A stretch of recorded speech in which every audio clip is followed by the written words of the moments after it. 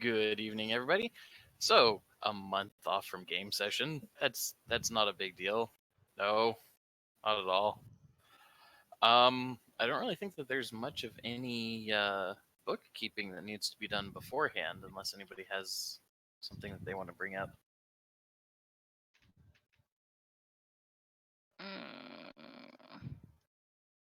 That's so committal.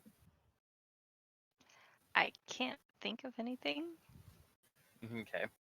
So, there was one thing. Yumiko got knocked up in an off-screen scene by one of her teachers. Ben was watching. What? No, the what doesn't happen until after Ben. Everything else is fine. Ben was watching. What? What?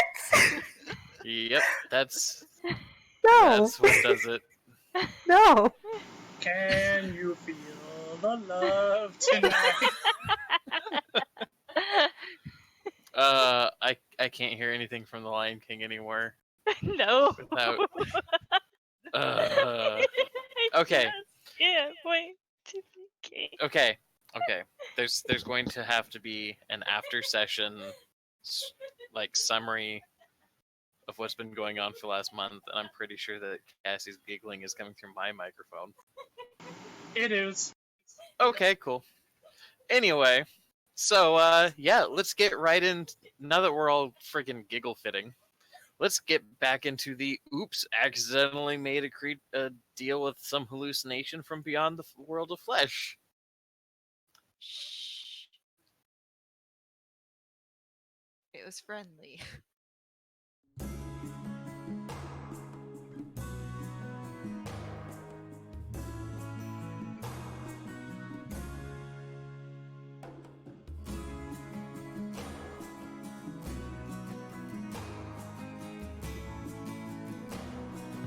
Anyway. Oh.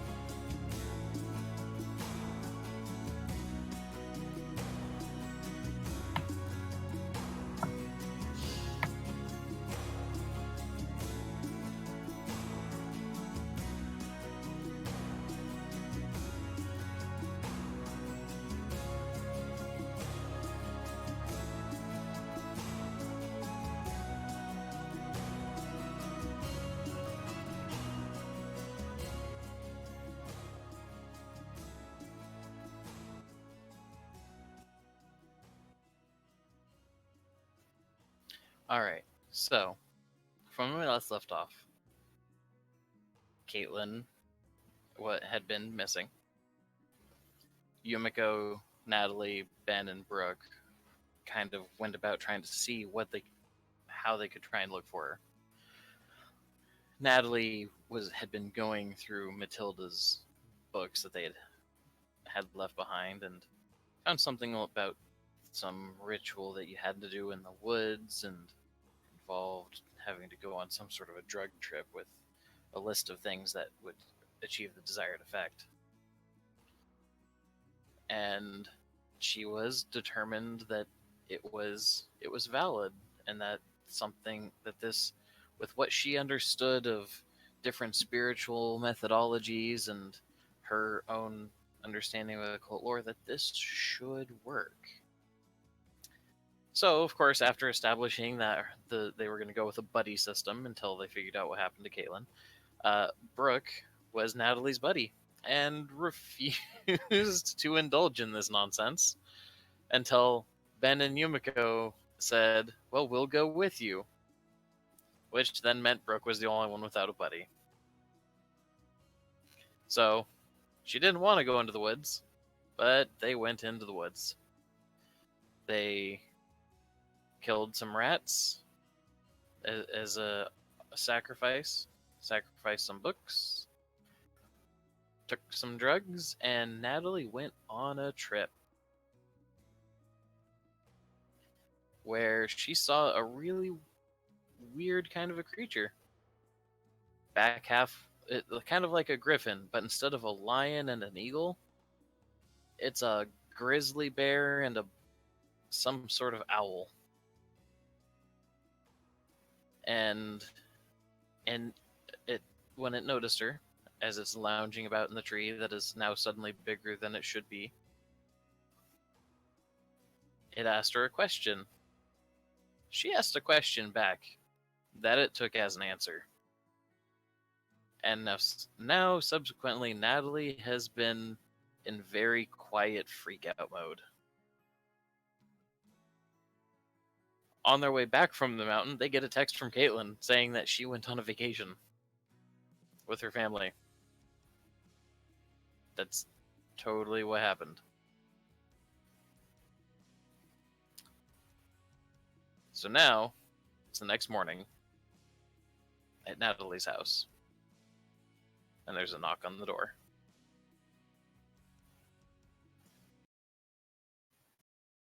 Hearing the knock, Natalie would actually like look at the door, probably in the middle, like making breakfast or something, and just stare for a moment because she probably didn't expect company.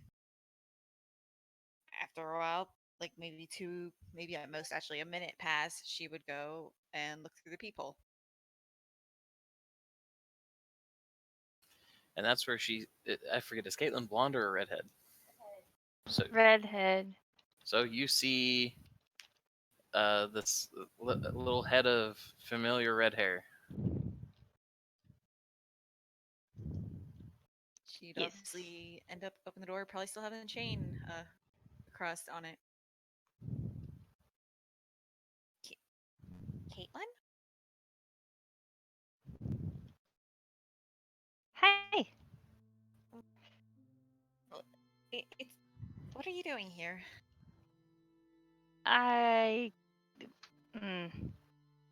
We need to talk. I fear that would be a comment to be made.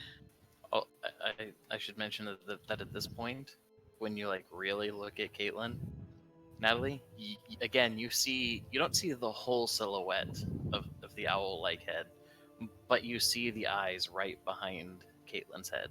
And Caitlin, you see a similar yet different set of eyes to the ones that you've seen behind Natalie. They are watching your conversation. Natalie would end up closing the door if you hear like a series of the latches undoing before she opens it up and offer Caitlin in. Uh, I assume no one else is with you?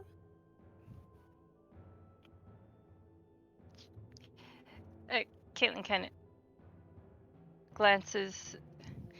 Is it just Natalie that sees them, or does Caitlin see them? You see the one behind Natalie's head. She sees the one behind your head. Okay, my brain wasn't picking up on that. I noticed. Alright, so she's like, she just,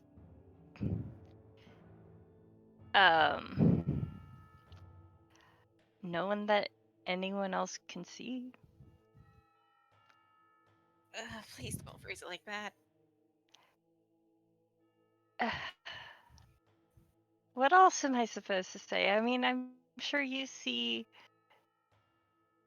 have seen at least some of what I've seen. Natalie would end up like closing the door once she's in. Just kind of like going back to where she was of fixing breakfast. What exactly do you see then?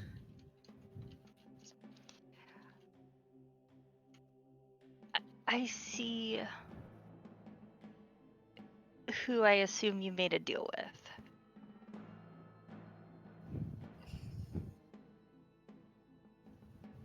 And I wouldn't be be wrong assuming something happened during your little vacation then?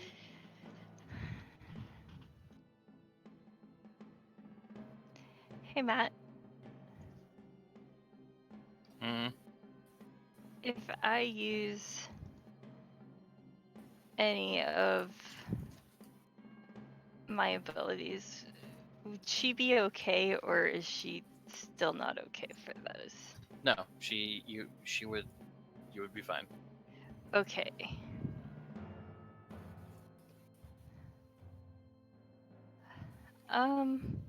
You are standing outside of the door, though. No, we came inside and she closed the Oh, door. you did? Okay. Yeah.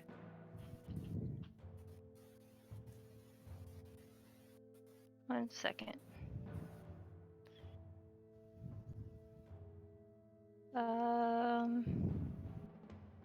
I know I had something cool.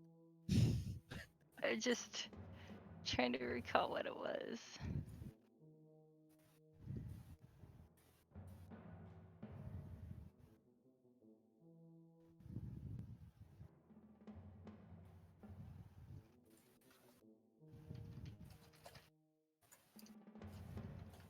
Does Natalie have any animals? She does. Trying to think where the cat.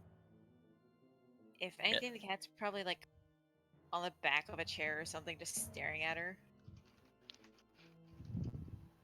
Mind you, this is a probably fat, hairless cat. Okay, I was just curious.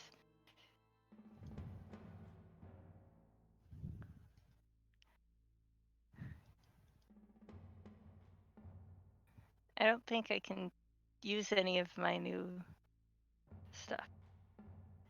Why not? And, well,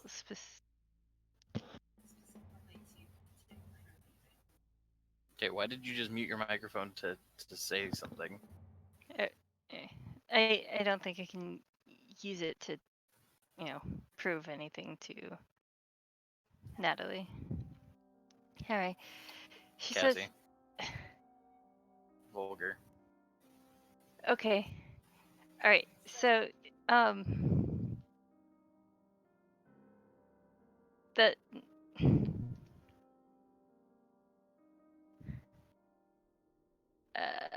Caitlin looks at the hairless cat.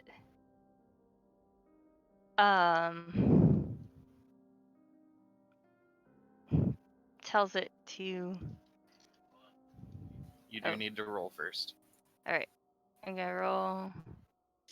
Do I just press the Click the die. that button? No modifiers. Go ahead.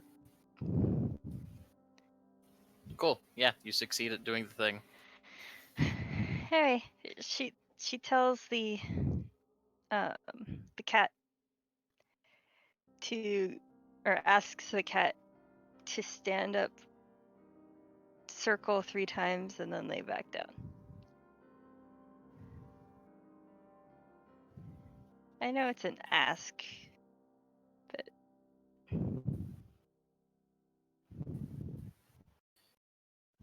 Hmm. But yeah, you successfully, yeah, it pretty much you look at the thing, and Nat, you very much pick up that something is happening. Something is going on between the cat and Caitlin.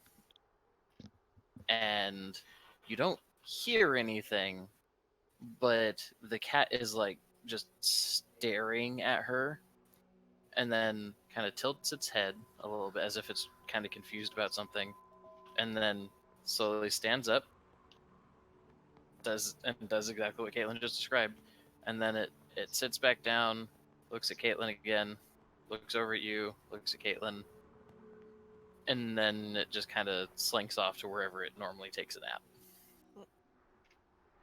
What did you do to Pugsley? I just asked it to circle 3 times and then go lay down. Hmm. Okay. Okay. You know, it was bad enough before. Just get that cold feeling in your back, spine about things being weird. But I think this is still weird. Like, what? Explain, please. Actually, now that that has been brought up out loud, that this is, I will let you choose how she's going to respond to this. But that whole, having a chill up your neck or whatever that she's always had her whole life for her unseen sense. This is like it, like where the unseen sense is like an instinctual kind of being weirded out. For the last 16 hours, she has not had to deal with that. It's entirely just a logical weirded out. So yeah, do with that information as you will.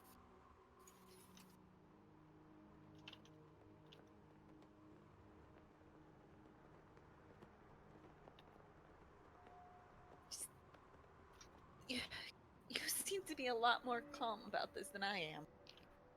Can you please explain? I found her. In technicalities, she found me.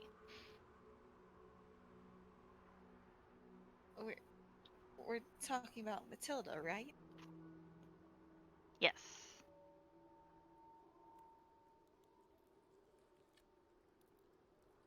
What happened?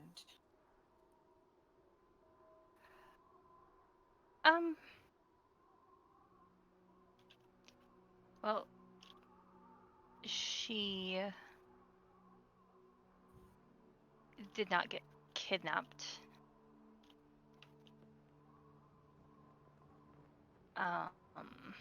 Per se.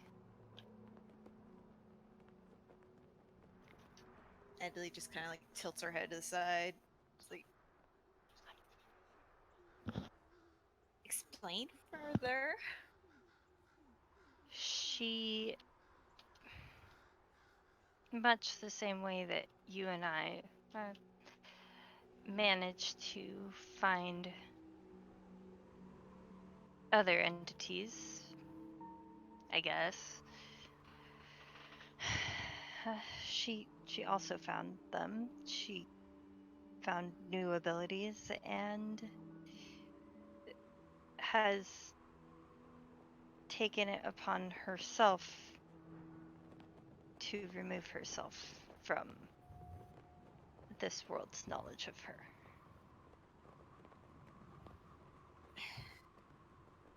I can only assume she found bigger and badder, I guess.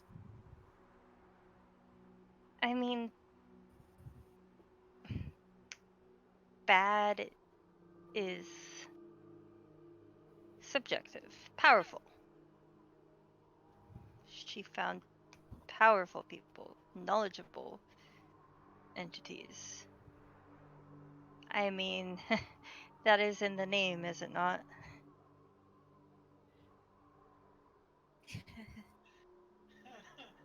uh, so our assumption that it might be cult related isn't too far off.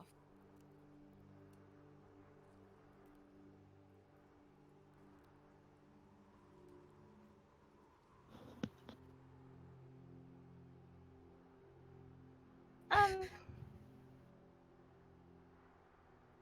You know for a fact. So just as a clarifying point, Cassie, when Caitlin looks at Natalie, and when Natalie looks at Caitlin, you guys both know that like the eyes that are behind the other person's head are not the same ones you were looking at when you made your deal. So the thing that is following Caitlin is not the same one that Natalie made her deal with. Yep.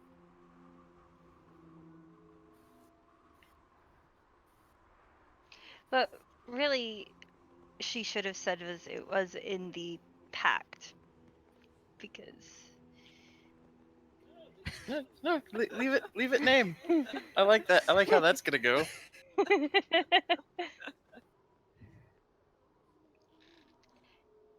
in any case,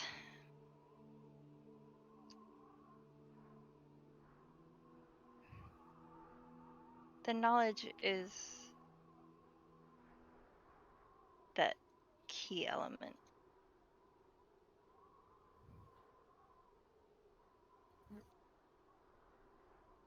But we don't. I assume we end up asking two different things then. What did you ask for? I mean, when I initially saw it, I just asked what. I mean, it's not every day you talk to a bear, owl thing. Mm-hmm. I had thought that if I agreed to the service, that it would give us an answer as to, well, what happened to you, because we had thought,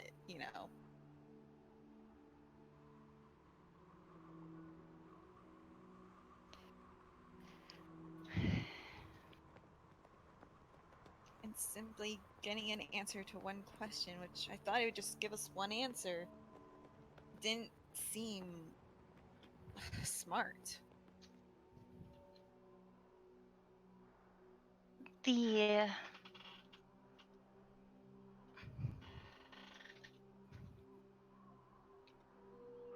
with the deal that you made,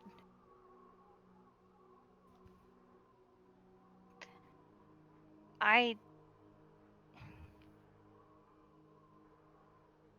cannot say for certain whether it was the best.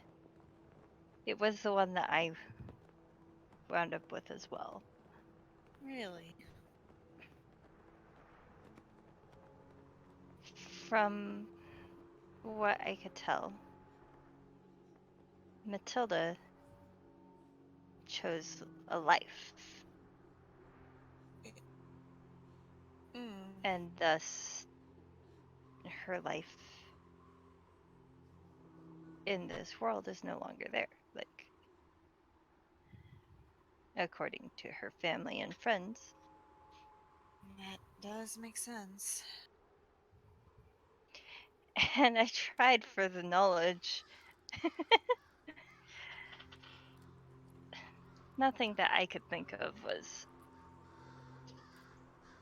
adequate. God damn it. Hmm? Him in the not Discord but Roll20 chat. Yeah. Do any others Metaphor. know? Like Yumiko, Brooke, or Ben? No. No, I- I cannot. We cannot tell them what happened. Uh, What did. What was said to you when you chose service? I'm gonna be OZ like this. I cannot remember. The answer is not much. It pretty much just said, a life, a fact, or something service or whatever. Like, well, what is service? And it's like the deal is struck, and you're like, wait, what? What did I just sign? And that's pretty much how that went. Yeah, I couldn't remember if there was anything like special it said after. Nothing at that point, but then there was later, amidst in the middle of another conversation, Right. it started speaking to you, and it was kind of a compelling kind of a speaking to you. Yeah. At the But it time did. of the No. agreements, there really wasn't anything, but it, I'm gonna sound more crazy, but we're already putting crazy on the table here. I heard it again last time we spoke. It really didn't seem to like the idea of us trying to trap Matilda. No. Not while they still remain ignorant.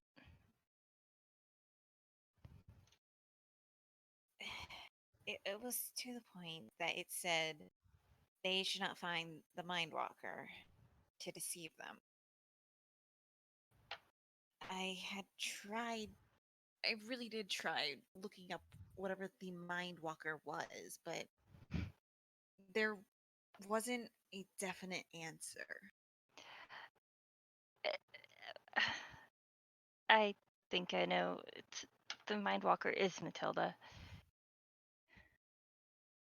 I figured as such, but it's like, why such a grandiose title?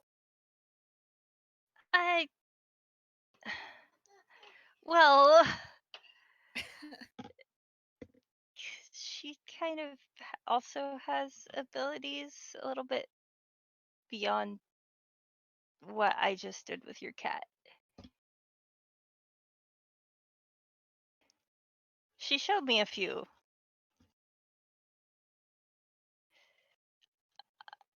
And I feel So like Mindwalker kind of. So long as you're not going to explode Fugsley, I think I'm fine. Hmm? Please don't do shit to my cat. I'm not gonna be mean to your cat. I don't think I could make your cat do anything you didn't want to anyway. Like, I can talk to them. I just asked it really nicely to turn in circles. So he's not gonna be like, I don't know, like attacking the ceiling or something later on. No weirder things. Not unless he randomly decides to on his own. Okay, but if my cat starts doing that, I think I need to call like an exorcist or something. I feel like it's unlikely to do much. I don't think anything's going to happen with your cat.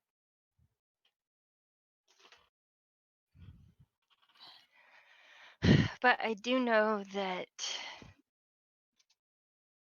looking for Matilda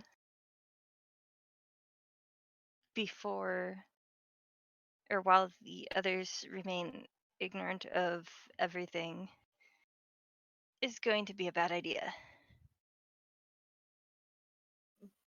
But really, But we what also else can't is just there? tell them.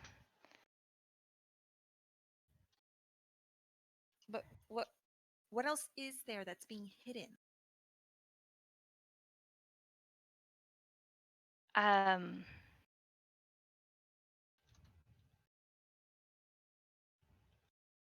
there's a lot being hidden, honestly. But as far as the others, until they take their step,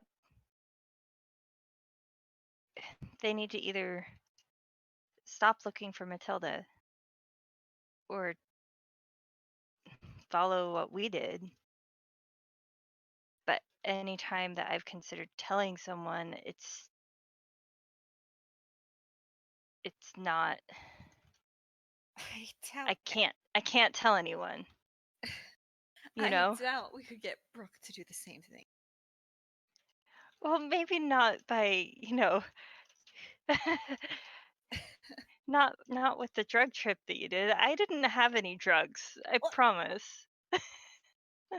At that point, Natalie just sits there staring at her, At least sure to be pissed off that she had to take drugs or surprised. not that I'm aware. It- But okay, I'm going to be 100% straight with you. I was given 3 options. One was bring them into service like we did. 2, get them to abandon looking for Matilda. Or 3, The phrase they used was remove them from the realm of life. And that's not going to happen. I heard that snort, you monster. No. Let's not think of that as an option. What? Let's not think about that one as an option. No. That's not an option. The service. Do they really phrase it as that? A service to find knowledge for the library. You're telling me I took a drug trip in the forest to become some book collector? 1 second.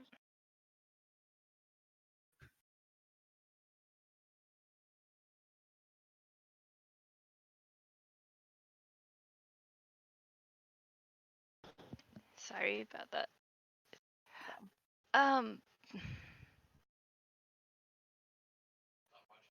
I kind of.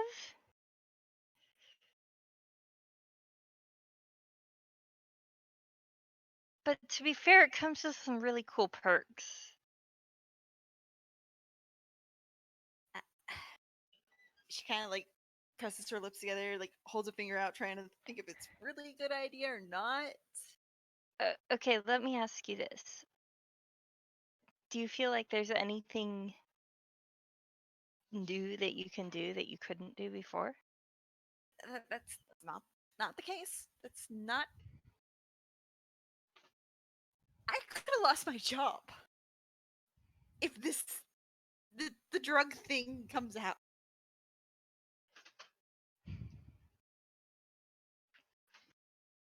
Abilities or not, I could have lost my job.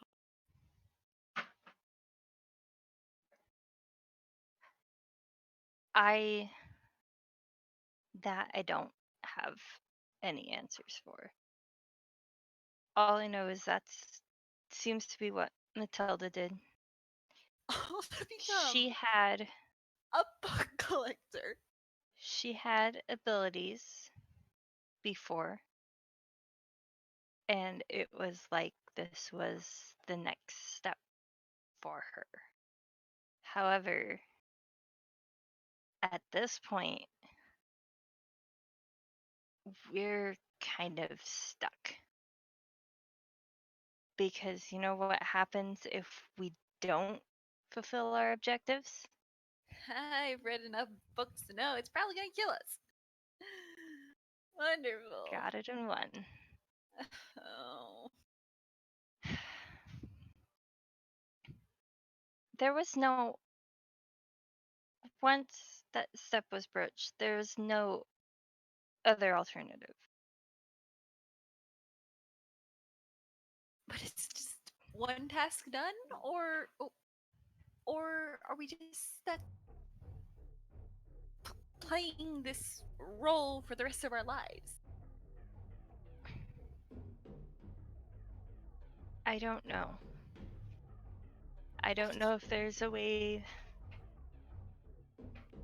She kind of shrugs, like talking to them isn't exactly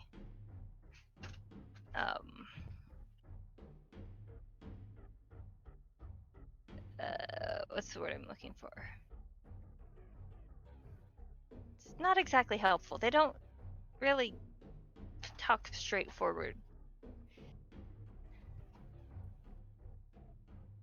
Except when they told me, you know, that we had to either recruit or kill or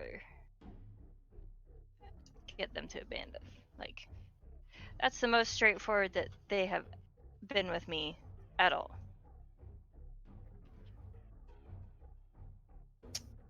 This is the last thing I ever thought I'd be dealing with.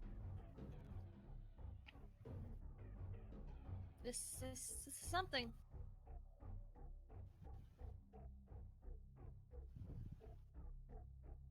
I'm sorry. No, no. What? It happened. It's in the past. We're dealing with the future now, and hopefully we can just. She kind of like gestures. I don't know. Coast on by with this. We just gotta make sure whatever plans we have in the future, at least for now, that it fails. God, this doesn't sound right.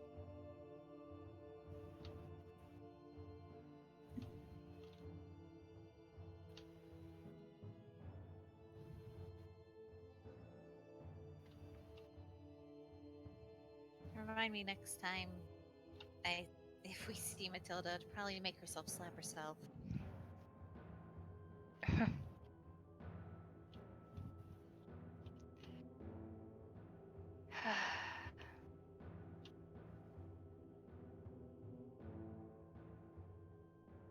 I'm not sure where Matilda's own powers came from.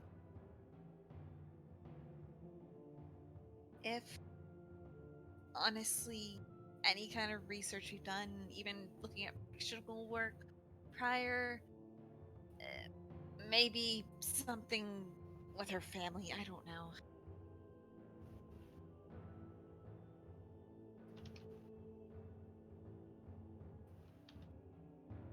Hmm. Is that what you... Is that what I saw, like, when you were looking through some of the books? No. No, I'll be flat with you. No, it really wasn't. Okay. That simply was just from my years of trying to figure stuff out on my own. Okay. The books were just explaining thought processes and opening the mind, and at this point sounds really downplayed compared to rituals and higher powers or whatever you phrased it as. Oh.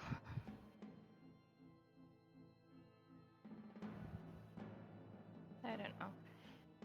At this point, we know we have an objective, and the only way to go is forward.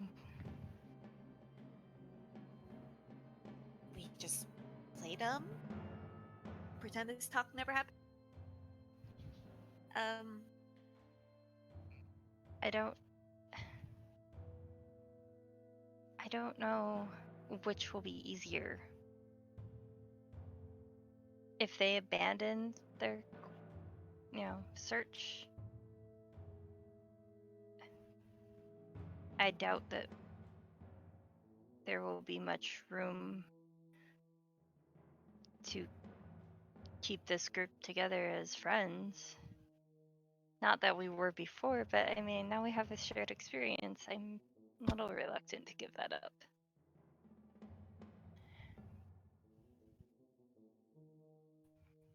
But I also don't want to put this on anyone else. I can at least agree on that. We just, I don't know, hope that they abandon it. Just wish for the best. Yeah. I can't even tell them about it to give them the option. You can always just suggest that it's pointless.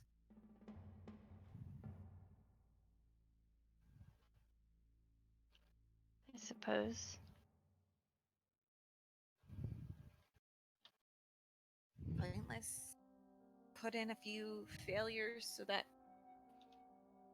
they think it's... Well, that might empower them. They might think they're doing something wrong, so they change gears. Why do I feel like we're playing, like... If this were, like, some TV show, we'd probably be the villains at this point.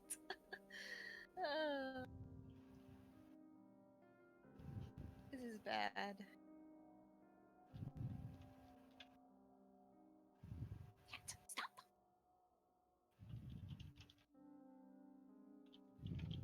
We just... I mean, you have my number, so if you're told anything, we can at least convey that. Mm-hmm. Oh, God, cat. Was there anything else you came here to talk about? No, it's mostly that. Oh. I mean, it's kind of a big thing. It really is. And let me know if you wind up having, well, anything like I did. Controlling at least my cat? No. Well, No. I think it's gonna be different for each person. I mean, if I had the ability to control my cat, there'd be a lot less scratched up furniture. I do want to reiterate a point from when we were throwing stuff on the sheet. You know exactly what you can do.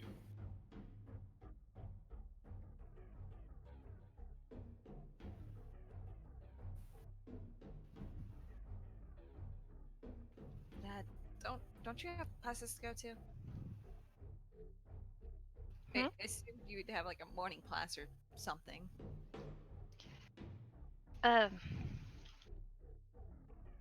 Well, I didn't today, but I need to go. I missed a bunch of tracks, so I need to go or to go practice. Anyway, I guess have a good day. You too. I'll probably be on campus later. All right. See you then.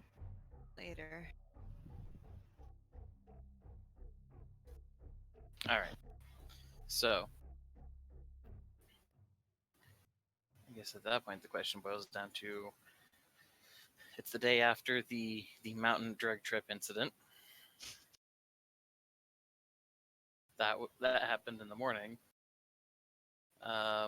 Ben, did you have anything that you had wanted to do or ask, or Yumiko? Did either of you guys have anything that you wanted to do or call anybody on or for?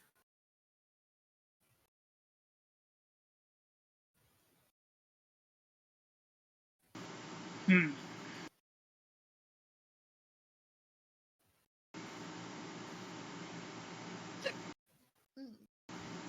Hiccup. Yeah, the hiccups are starting. What about you, Mika? Do you got anything? Not that I can think of. I know that Ben's probably spent a lot of the last month trying to figure out those books.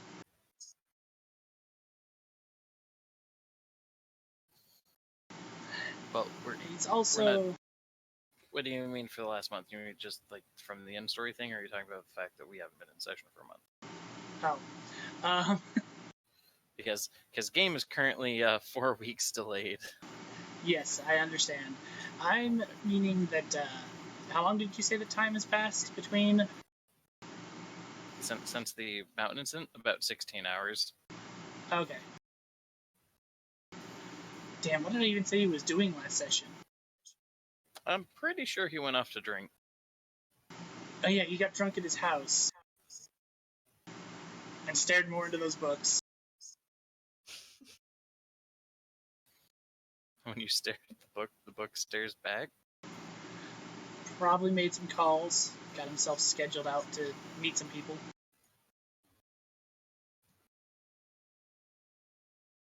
Yeah, but which people? Not related to Matilda. It's okay to say he wanted to get laid. He probably did want to get laid.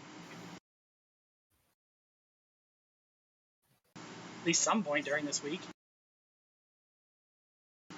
Probably more than once.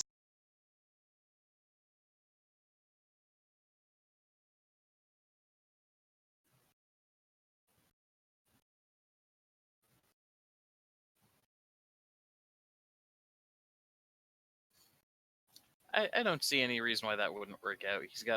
He has a curated list of people for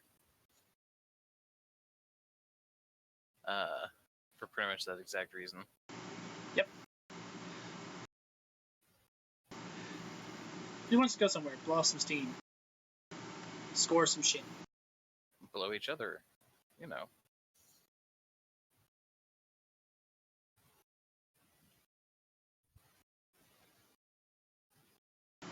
So yeah, he schedules to go to some of the seedier parties later in the week.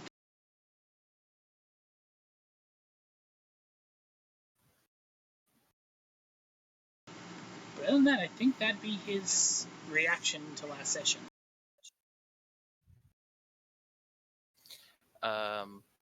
Okay, so I found where the dice pool was, because I know we had talked about it. I had said to roll int plus occult plus investigation with a -2 for booze. Did that get rolled? No, I believe that was previously. He's done this now twice.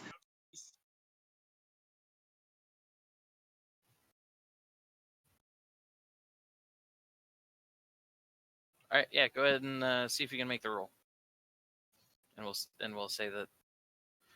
Well, I guess it. So, about how long is he spending on the going through the books whilst he is drinking versus the going out to get some? Because again, it's been all of like 16 hours. So at this point, He had almost a whole night that night, so probably about 4 hours. okay, so that'd be a single roll then. And if there ends up being nobody wanting to do anything for any significant portion of calendar time, then we may throw more. So go ahead and toss the roll. So investigation, intelligence, investigation, occult, -2. Yeah, pasting in chat.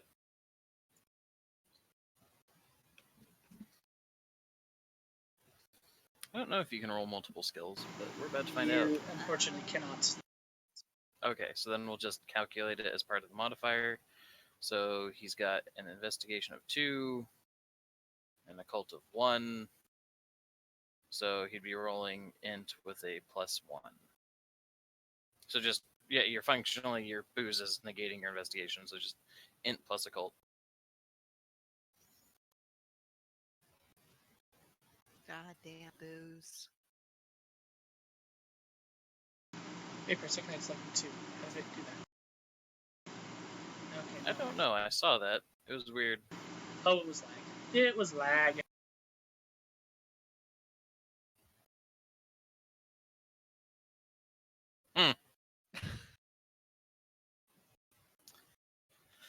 All right. Now, given that he's just looking kind of blindly through all of this at the moment, what I'm going to say is he found. We're going to say that he found the parts that Natalie had marked pretty much as like the parts that she was referencing when she was trying to figure out this little.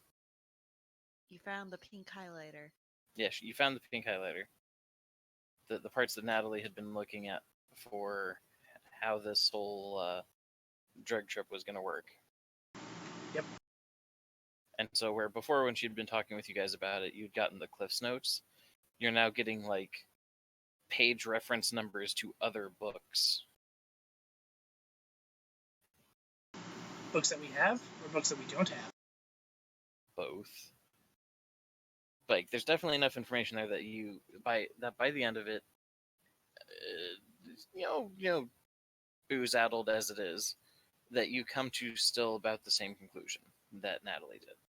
Like, with everything you know about occultism, ritual, spirituality, etc., that this has pretty much all of the trappings of what would make it a legitimate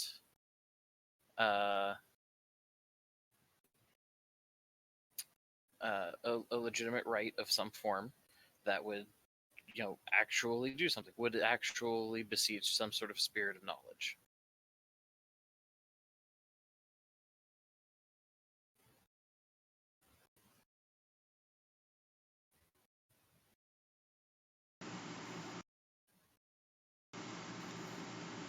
In a booze-addled frustration, Ben tears out the pages. Okay.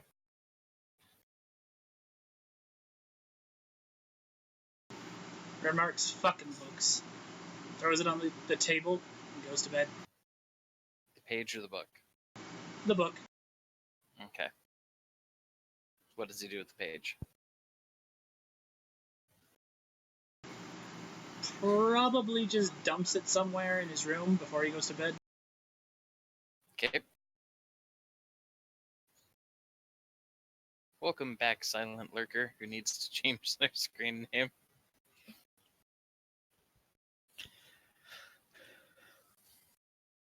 Okay. Yeah, how about Yumiko? What is she doing after their trip out into the woods?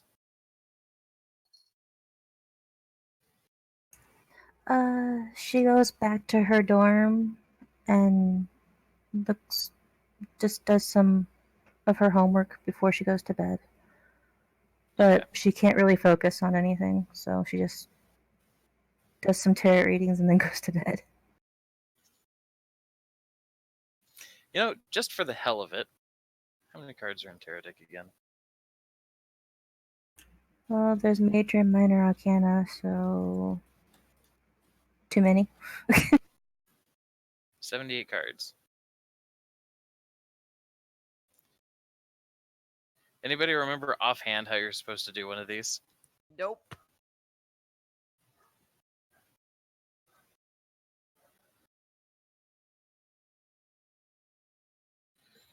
Something, the direction of the cards changes meaning. Yeah, that's fine. The cards have a meaning. If they are reversed, then they mean the opposite of that meaning. Here we go. Found a website. Random tarot spreads. 1 card, 3 card horseshoe, 9 cards, Celtic cross, 12 houses.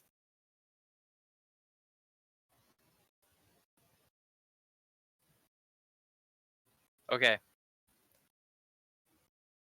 This will be great. Oh no. This will be great. Cool. So, pick a formation. 3 card. 3 card.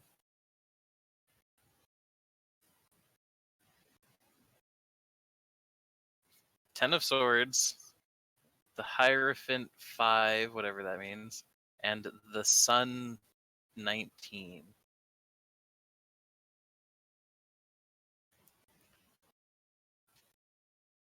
I have no idea what that would mean.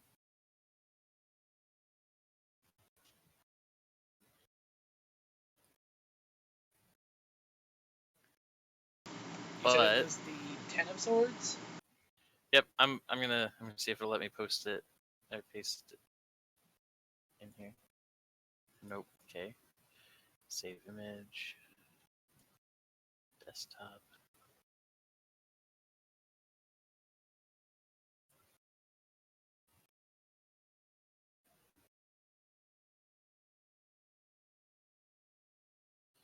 Okay, so just dumping these onto the game mat really fast.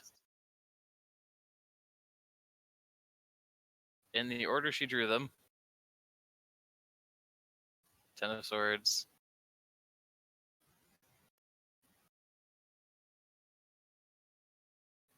Hierophant.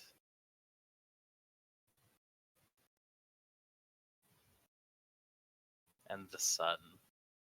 The Ten of Swords represents destruction, being pinned down by a multitude of things or situations. Represents a feeling of hopelessness, being trapped by emotions or mental anguish, since the swords represent the strife in the mind. I've got Hierophant. Upright spiritual wisdom, religious beliefs, conformity, traditional institutions. The Hierophant is the masculine counterpart to the High Priestess, also known as a Pope. This. Okay, the Hierophant card represents an established set of spiritual values and beliefs and is often correlated with religion and other formal doctrines. Before you can discover your own belief systems and make your own choices as associated with the next card. The Hierophant encourages you to learn the fundamental principles from a trusted source.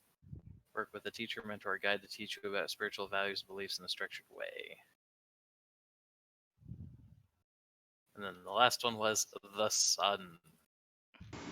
Portends good fortune, happiness, joy, and harmony. It represents the universe coming together and agreeing with your path and aiding the forward motion to something greater.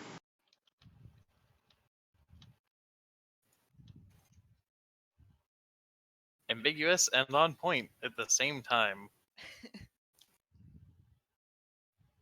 So, how does Yumiko respond to this? As she looks at the cards, her eyes just kind of squint as she reads them. Well, this doesn't bode well. This does not bode well at all.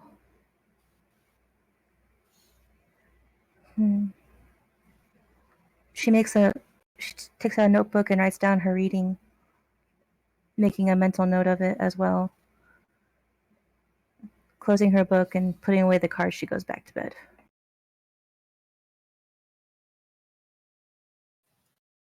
Okay. I'm gonna pin those on the Discord because relevance. I love it when my players give me ammo to mess with. It's great. They know.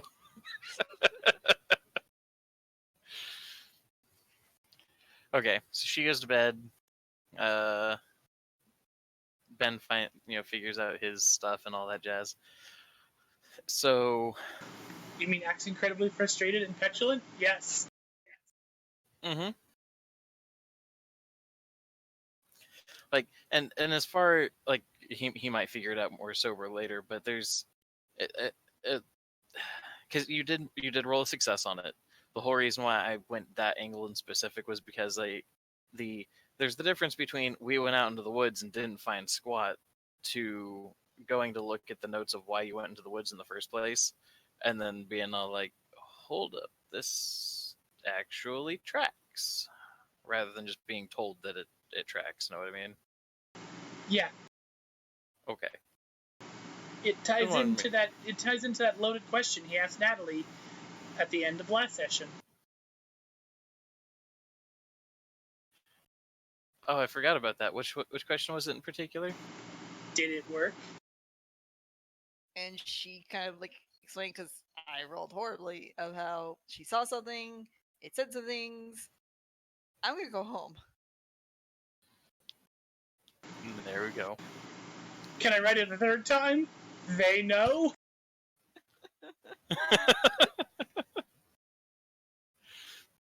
So, the question becomes now,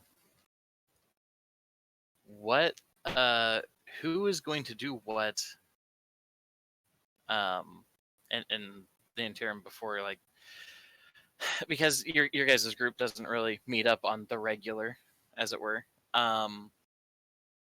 It's usually when somebody ends up calling for a group powwow.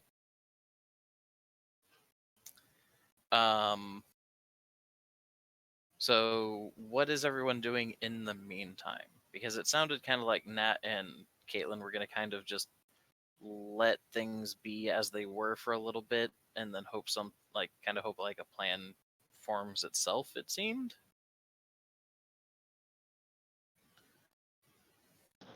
I mean, kind of for now.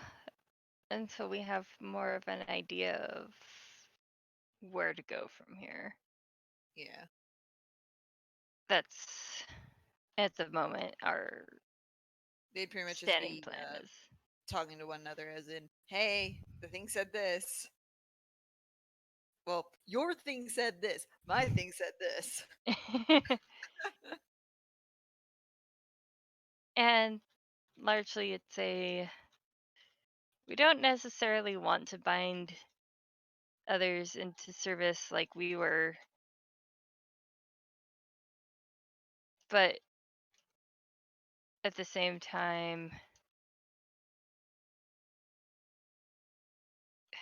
we may not have another option. They at least agree that murder is off the table. Murder is definitely off the table.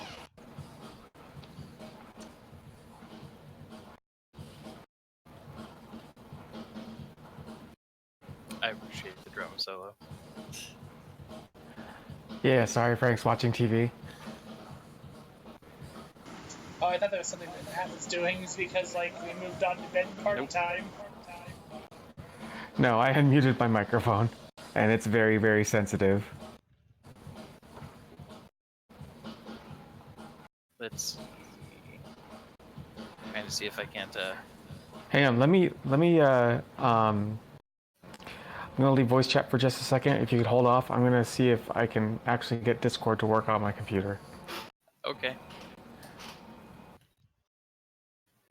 So I guess while we're there then, does anybody have any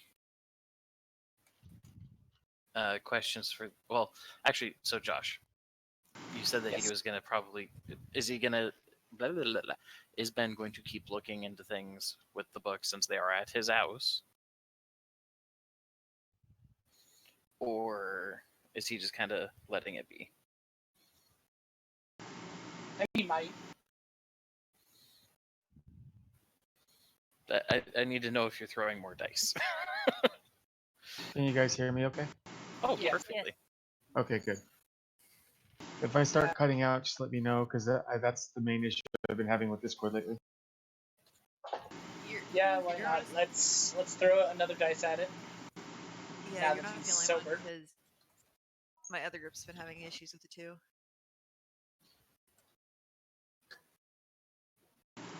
Yes, Matt. Let's let him peruse one more time. This time sober. Okay. So, go ahead then and maketh thy roll, my good sir. Okay, we're just gonna do investigation +1 because the cult. Yeah, it's just going to be because at this point it's less about your trying to figure it out with occult knowledge itself, and you're trying to investigate the leads that are in the books themselves. Oop.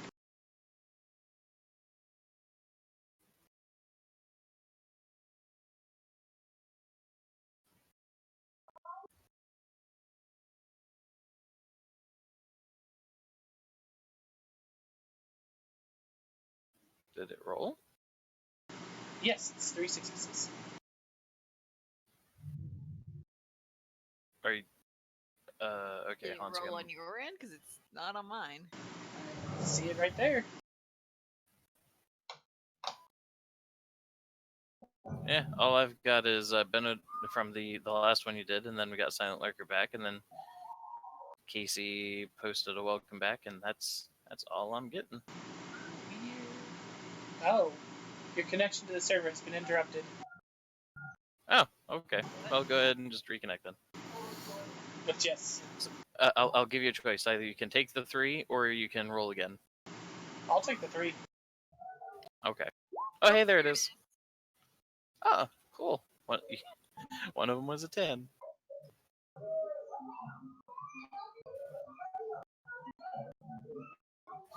Anyway, so,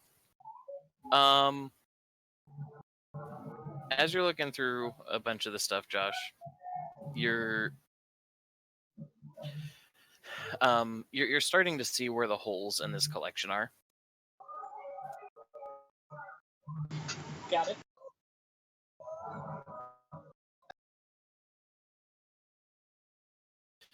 Anyway, so, and pretty much the whole, it really boils down to anything that, to mirror the character and the player's frustrations, anything in the collection that you have in front of you would, none of it's giving explicit answers. It's all theory. It's all very intent. Like, you can kind of tell that the reason why she left these ones behind is because there's not a lot to follow here. The books that left were the connecting tissue between each of these ideas, and it's one of those things where you're starting to feel like if you were either a little bit more knowledgeable, or given some of Better Ben's. studying it? Hmm? Better at studying? Yeah, I imagine that probably Ben has made the exact statement of, if I was more of a nerd, I would have already figured this out. Yep.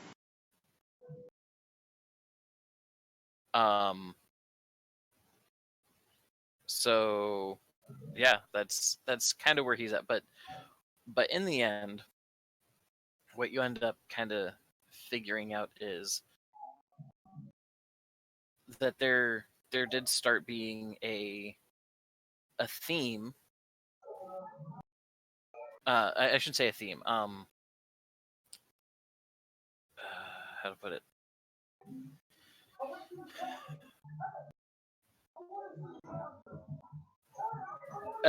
A point of commonality, right?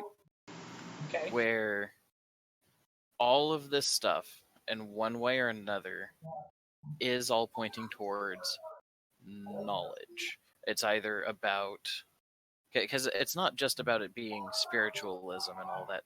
It is specifically about how one form of spiritualism lends towards knowledge being preserved in this way or that way, and how and some of the most commonly talked about cultures in these books are ones where their spiritual focus was just as much to try and preserve, like it ends up being presented as like the preservation of their culture, but functionally it was all about a preservation of knowledge of what that culture felt that they knew to be true.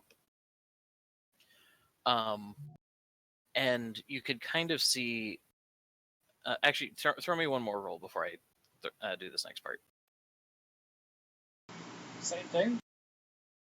Yeah, just int plus investigation straight.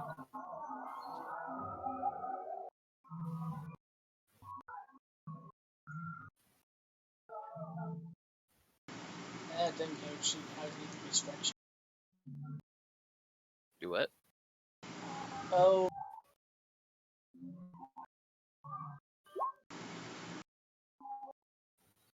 Okay. So you go. You got a 1. So as you're kind of tracking where in the world is Carmen Sandiego and all this jazz, like where in the world the studies were focused on, like each culture that's being talked about, you're noticing that there is a distinct a distinctly large area of the world that is actually missing from this collection. And that would be pretty much, everything north of Central America. I see.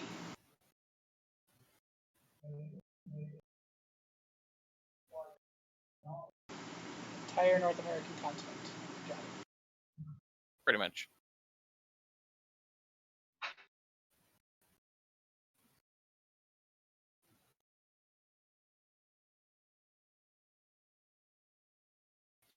So,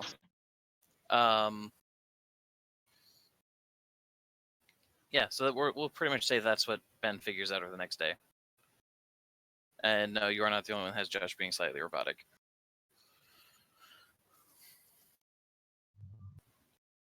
It's been very late, though. Anyway, So, Yumiko,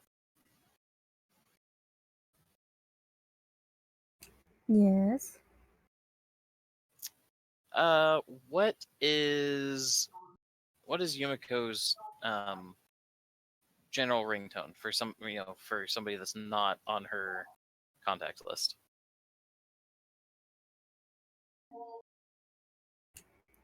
Uh.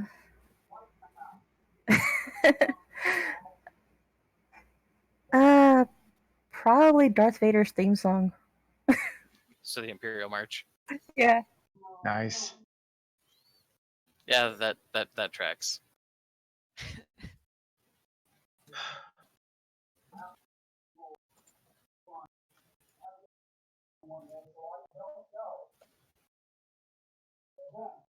I wonder if I can even find that. Nope. And It's probably nope. Royalty to AF. Yeah. Thanks, Disney. Yeah.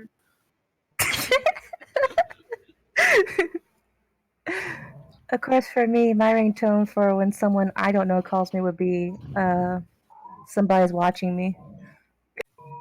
Fair enough. Oh my I'm god. not even finding anything for Dark Side. Like my ringtone is Cell Dweller's Imperial March.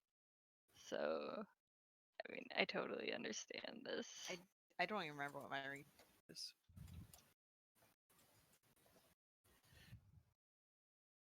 Mine's obnoxious and very default.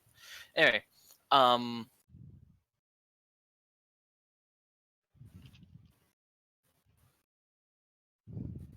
this is precious. What? He simultaneously looks like a douche and is quite handsome.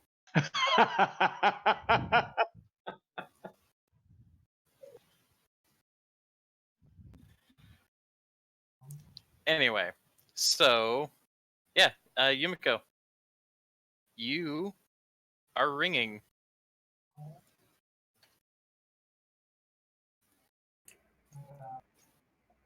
She stops what she's doing and she takes out her cell phone to look at it.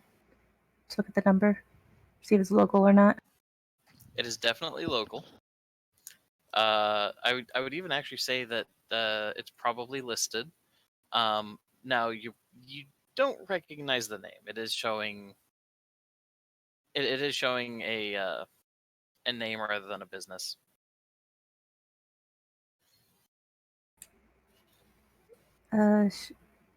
She answers her cell phone. Hello? Thank you for choosing Marriott Hotels. No, I'm kidding. Fuck off.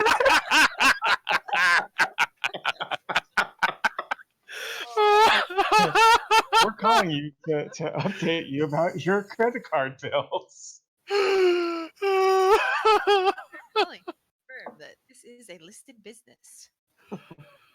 Oh my gosh. Okay, I had to. I'm not okay. I'm not sorry, but I do apologize. No, you don't. I apologize, but I'm not sorry. Sorry implies regret. That was worth it. God damn it. Anyway, so yeah, so you pick up the phone. Hello, and then yeah, go for it. Can I speak to Yumiko, please? This is her. Who is this? Yeah, this is. Oh god, I don't even have a name for the bookshop. Do I? No, I figured you had something in mind, so this is all on you, there, buddy. Have fun. Oh crap. You know what? Why the fuck not? This is the Dark Pages. That sounds like a place that Yumiko would shop at. It really does. The book you ordered came in. Oh. Okay. I'll be over to pick it up then. So, as a little bit of this filling in the negative space, Yumiko, the only time that you actually went to that place was when you guys were looking into books for Matilda's collection. You didn't actually order one, but you did ask about a couple of titles. Okay.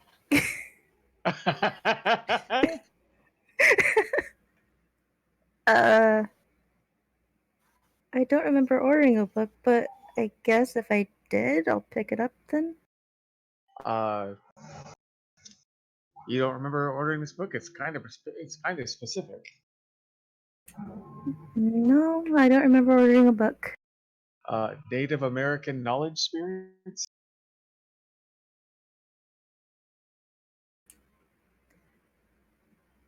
You know, I'll go over and check it out. All right. I will see you.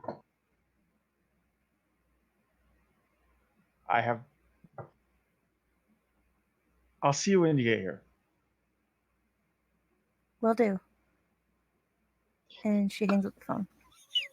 Oh God.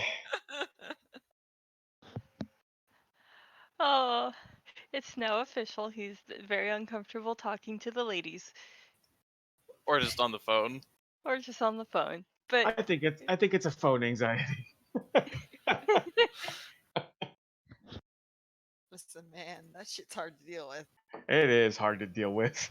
It reminds me of the stand-up comedians. Like, when you call up the food place to order, it's like, hi, do you have food there?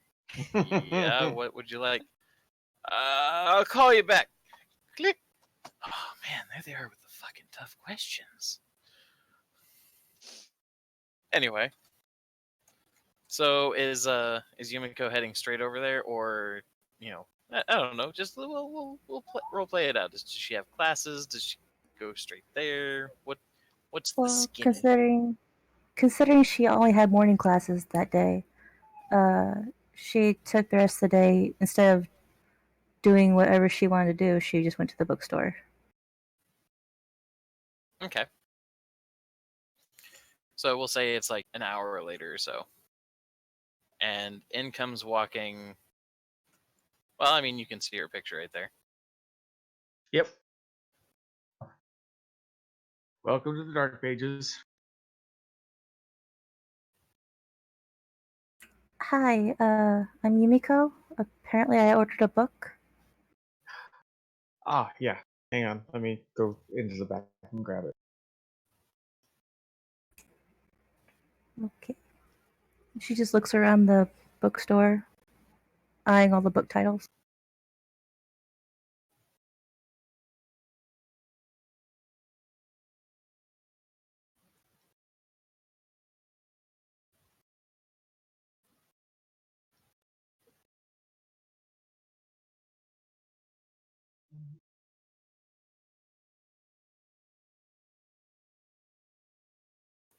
All this role playing is on improving you guys. I'm playing with settings. You yes, two I have know. to do this. I'm looking at you playing with settings. They're very distracting.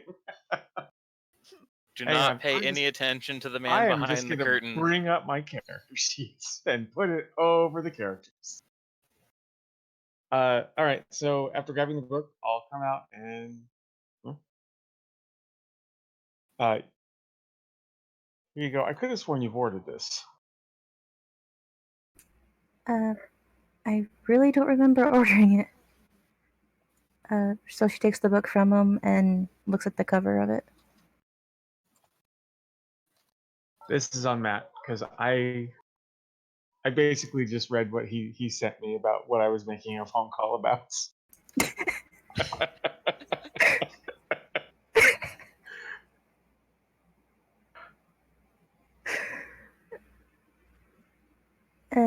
She proceeds to open the book to look at the pages. Okay, so the book that you have in your hands. Is Yumiko much of a gamer? Yeah. Okay. The thing that gets set into her palms fits every possible mental image that she's ever had of a tome. This book, like, when she opens it up, this isn't even using modern printing techniques. This book is old.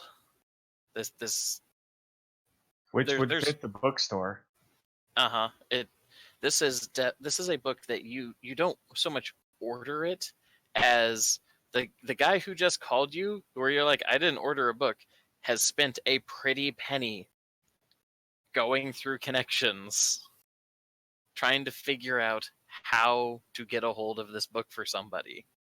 Because this is not a book that you buy, this is a book you have to sift through collections for. Oh, damn.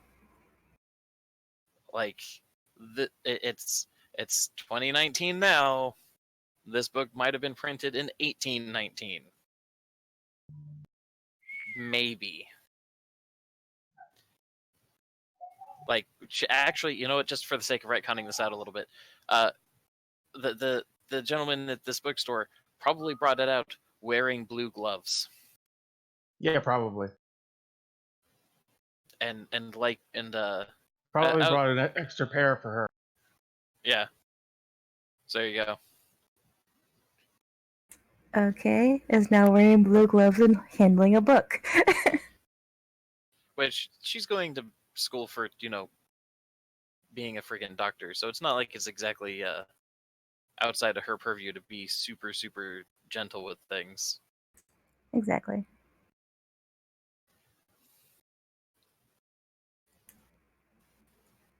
Okay, so she proceeds to eye the book, the tome, the heavy piece of paper and hardback in her hand.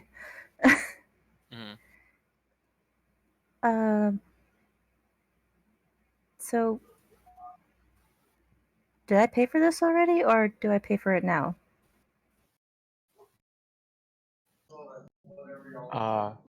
She did not pay for this already. The entire way we're introducing your characters, he misunderstood the question.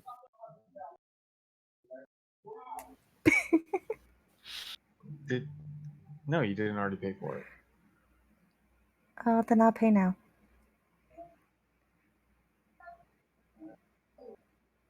How much is it? $20 gajillion. I will steal the book.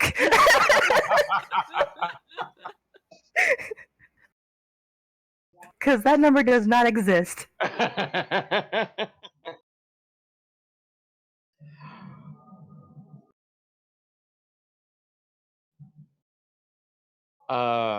Well,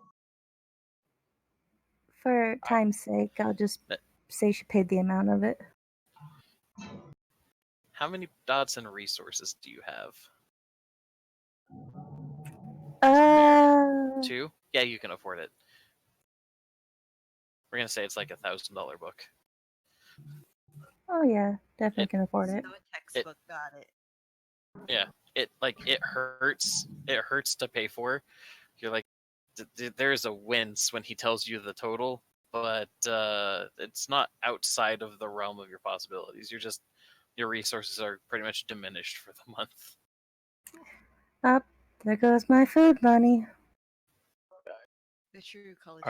Do you always look for books like this in this particular field? It's a hobby. That's odd because I've never seen you at any of the estate sales. I don't get out much. I'm a med student. Oh.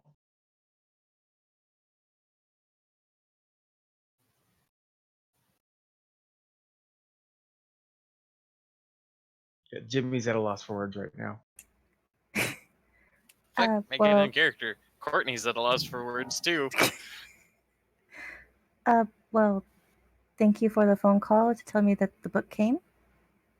I guess I'll be on my way then. Are you looking? Would you want me to look for more books like that? I can.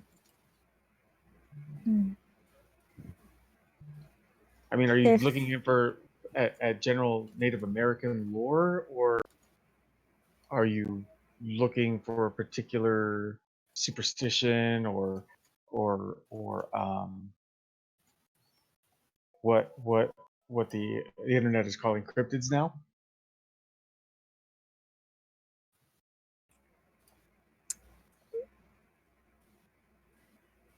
Um,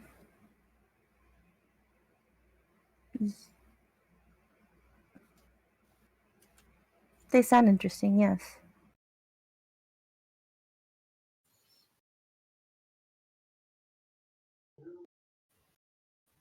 So if you could look for more books like this, or ones that are very hard to find, I'd be very much appreciative about it. If you need help translating that book, um, I can't do it myself because I don't really speak any of the languages, but I know people who can translate the book for you. If I have a hard time, I know where to go. Okay, well, thank you. No, thank you. And she makes her way out the door. No, thank you. It hurts to watch her go, but it's so fun to watch her leave.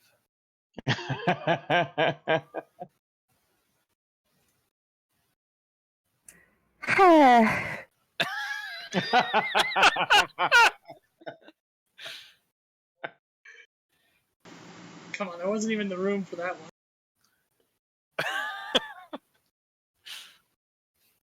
Though that does remind me, I need to look it up. Which? Oh, ooh, there's a lot of things I can do with that vice. Well, I chose it because I had originally thought you had said that my business was going to be closed down, and that vice was to basically screw over whoever closed my business down. But that's fine. I can deal with whatever. Yeah, it's all good. Because yeah, the vices are supposed to be are more of a like a personal, long-standing flaw rather than a Right. short-term circumstance. So it works. Oh no, it fits for everybody, but that would be that would have been his first primary goal. Got it. But yeah, Because Courtney you're right, Jones he's has an envy. attractive douche. See, what was it again? We had Ben with lust. Brooke has pride. Nat pride, but the cowardice angle of it. Yumiko has lust. Caitlin has wrath, and Courtney has envy. We've got almost everything covered, guys. Now, whether that's a good thing or not. Hey, you know what? With how infrequently you guys spend willpower points, it's kind of moot. That's true. So that is a thing that I should mention since we're still early in the session, early-ish. It's almost 8. Because Jimmy, I know that you're fresh to the system. On your character sheet where it has those willpower points, Mhm. right? So on Courtney's sheet, 6 willpower points is how many points you have total, right? If you spend one, you check it off. Every time if you spend a willpower point while doing an action, you get 3 additional dice. Oh, okay. But it represents, you kind of going all in on this thing. Right. But Thank you. So yeah, just as a reminder for everybody, willpower points, they're your friend. Until you don't have any more. Yeah, if you run out of willpower points, you get like a -2 dice pool on everything that you do until you get it replenished. But that's why the virtues and vices are important, because if you act on your virtue and in some way that kind of has like a negative impact for your character, right? You regain all spent willpower points. Ever vice, you regain a single willpower point. Oh, okay.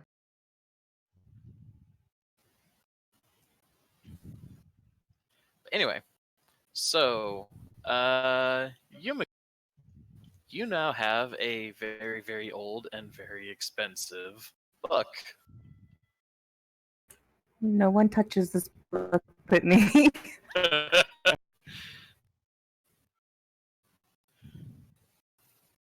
So what? So you had most of an afternoon. We'll say it's like 4 p.m. by this point. what's the plan, Stan? Well, I don't know who Stan is, but the plan is, she's going to go back to her dorm and do her best to try to understand what the book's telling her. If not, then she'll probably make her way back to the bookstore before it closes for the day to ask for it to be translated. Okay. So I'm going to save you a roll. It starts in English. Mind you, it's like 1800s English. So it like you can follow most of it, but it gets a little stiff. Um, and then it switches to Spanish, and then freaking um,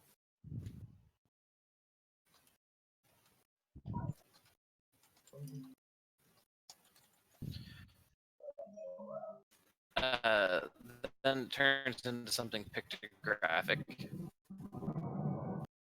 which kind of makes you think like something Central American-ish, right? It's like as you're looking at it, you realize this is less of a somebody else made a summary, and this is more like this is not a translated summary of these stories. This is in native language summary of these stories.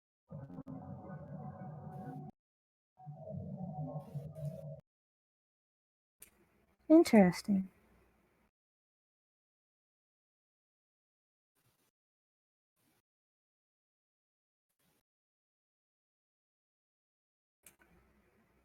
Too bad I can't understand most of this. Yep, there's easily it's like maybe 15% of the book that you can actually read. Part of that 15% actually includes Japanese, though. It not current Japanese, obviously, but Would it be enough for her to understand? I'm not familiar enough with how the Japanese written form has changed in the last 100 years, so I'm not entirely sure. Ha! Well,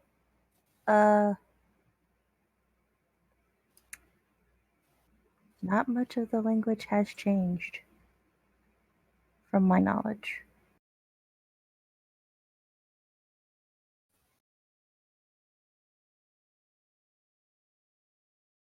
I mean, there might be a few words here and there, if not more than a few words, but other than that, the language is pretty. Yeah, I'm flicking through the Wikipedia right now, and we're just for the sake of moving the plot along, we're going to say that it's kind of like reading English from the 1800s, being a native English speaker. Like you can follow, it's just stilted. Yumiko just sighs and rests her head on back against her bed. I guess it's another trip back to the bookstore.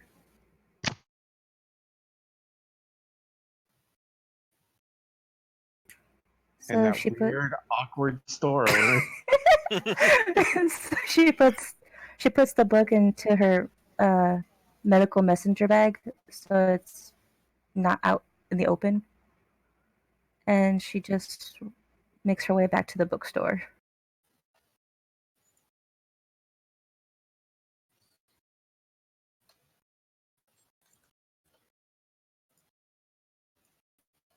Okay, so we'll say it's like 5:30 or so.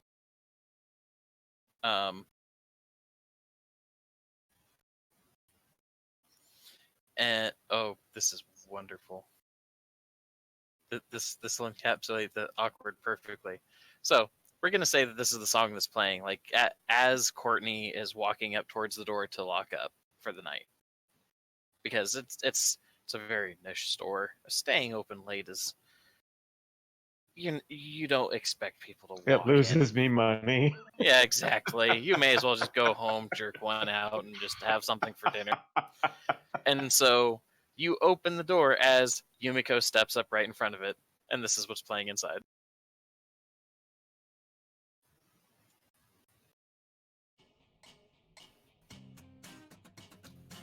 Anyway, so yeah, you make Courtney, one of you, standing in front of the door. Okay, so if I'm just coming out and she's walking up, I'm gonna be completely oblivious and just notice her and just go, "Oh Jesus!"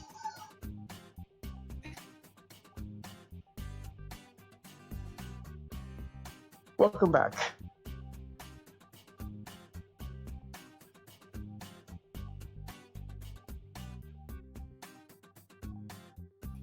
Mika?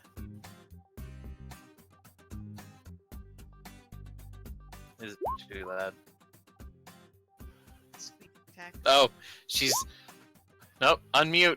Unmute, we need to hear this. The squeaky giggles are happening. Okay, I do need. Yes!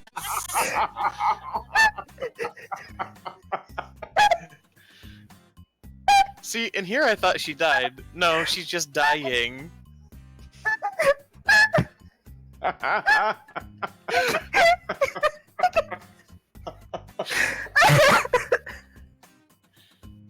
mean, you guys are only subtly having to fight for your lives. We're just enjoying the awkward shopkeeper with his, oh jeez, how did you get here? No, I think he was just anticipating going home. So being met with somebody as he's just coming out probably just kind of startled him.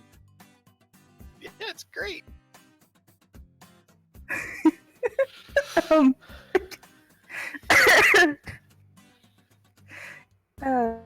Okay. I'm never okay.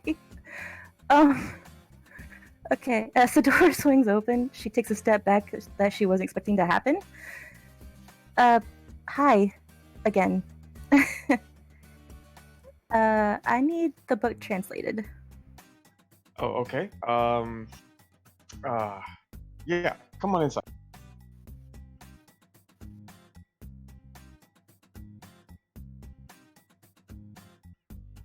Okay. I'm gonna go.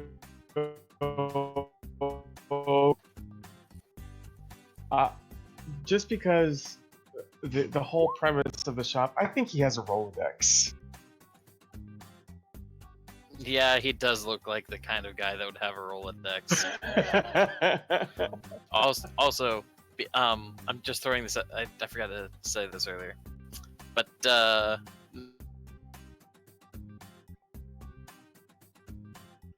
now that everybody can see the picture, I did kind of try to make the character pictures relative to their height.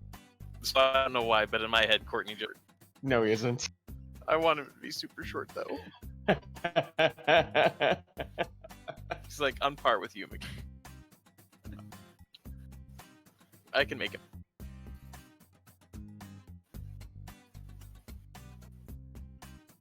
Oh god, but when I do, he starts looking like freaking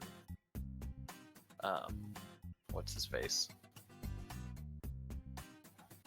Like what?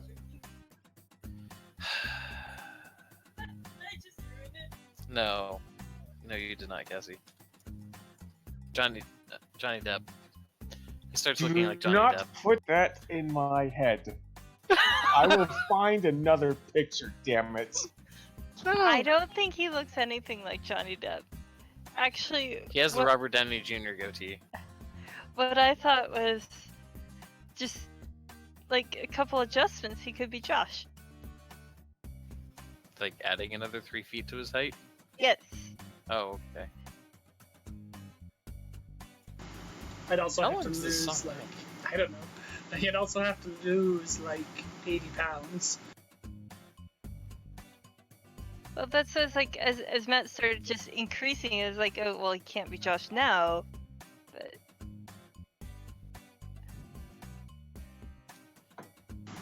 He does have my angry eyebrows. That's he does. true. That's kind of where I was going with that. So there you go, Josh. You just need the Downey Jr. Goatee. Goatee. Yeah.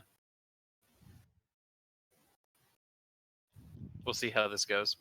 Anyway, so he starts flipping through his Rolodex, Yes. You know, like that guy. Does he lick his his fingertips before he does it?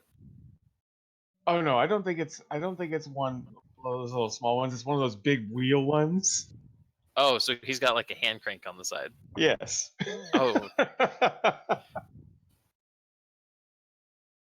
The only way to have one. you just gotta crank it. And I will look up a translator that I've used before. Okay, so there's about So I guess the question becomes, how much did he look through this book before when it got in? I'm sure he inspected all the pages because that would be very important for an antique book. Okay, so we'll say that he knows, just from the fact that it's a fairly recent thing. There's a lot of languages in this book, so he's going to need to find somebody who is fluent in or who is able to translate a number of American languages, Right. everywhere from Central Europe to Northern Canadian tribes.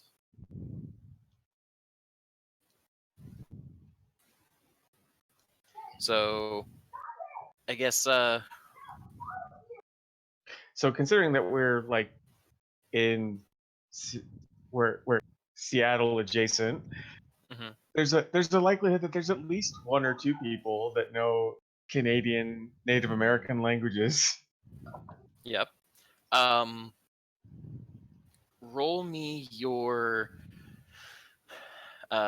presence plus your intelligence.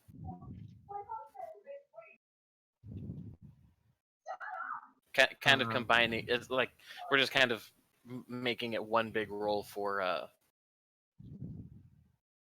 Wait, what happened? How do I do that? Oh, right. You haven't. Okay, you haven't made any rolls yet. Pretty much. First, what we're rolling is just we're kind of rolling how well he's done his social networking before and all that jazz. Uh-huh. Um, So on your character sheet in the very upper right, it says there's the roll initiative. We're not clicking that. We're just doing it as a sheet roll, a normal sheet roll. And it already says intelligence plus presence. The way that this is going to work is you click on whichever thing that you're going to roll, and it's going to highlight it. Like you'll see it toggling presence on and off. Yeah. Okay. So yeah, so just click intelligence plus presence, and presence. In the upper right, it shows you exactly which ones you're rolling, so that way you make sure that you don't have it like accidentally a skill selected. And you're Okay. going to click the die. And it's going to ask you for a modifier. I'm not giving you any bonuses or minuses, so just leave it 0 and click roll. Yes, you have a couple possible options for who could be able to help you out with this. Okay.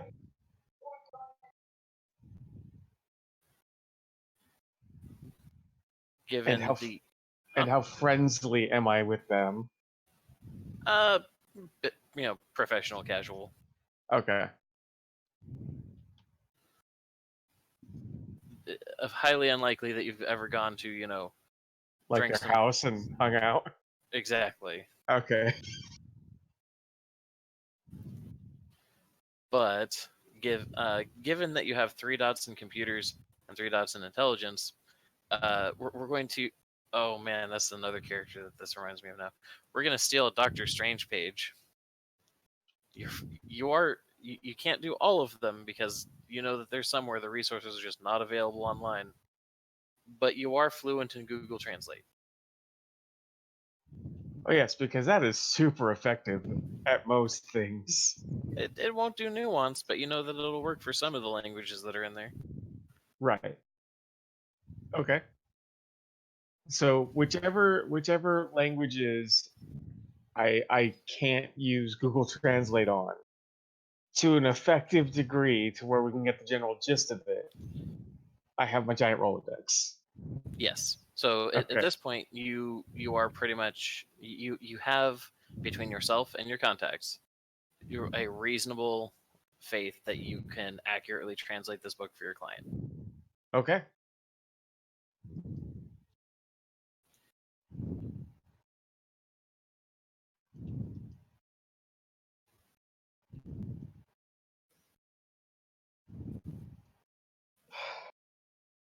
Is it?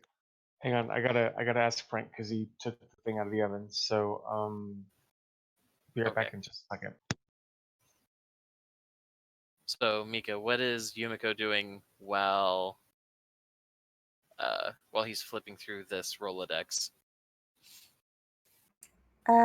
She has the book out and is flipping through the pages that she hasn't gotten a chance to look at yet.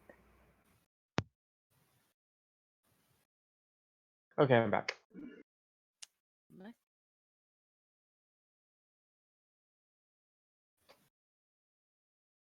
Welcome back.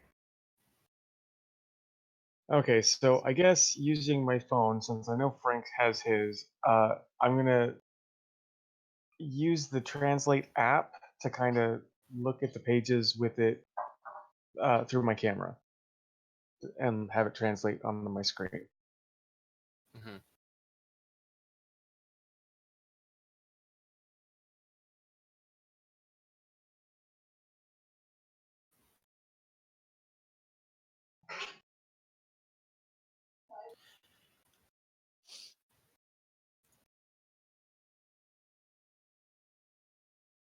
Okay. So, given the size of the book, this is also going to be a project that is going to take a not insignificant amount of time. So also, if she doesn't have gloves, I'm gonna give them to her. Yes, that was covered. Okay. Yeah, you said that you brought out gloves. You're all good. Um,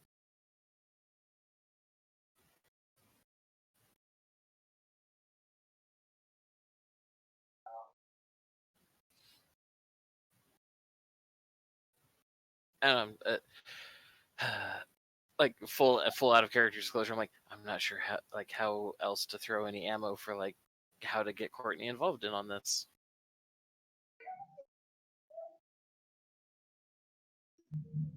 Well, I was kind of a last minute addition, so I mean, it's not all that surprising. Right. I'm open to suggestions.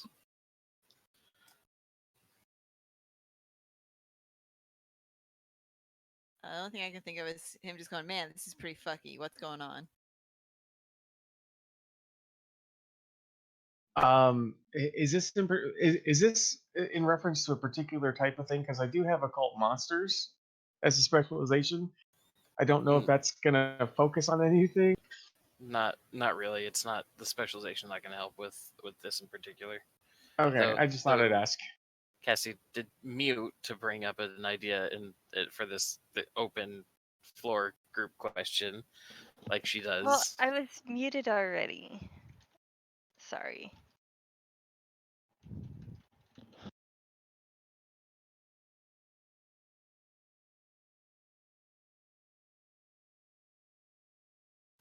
There you go, Jimmy. When all else fails, say just kick all subtlety in the head as you drop kick it out a window.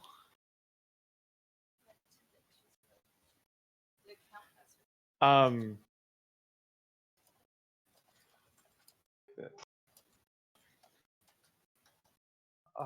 I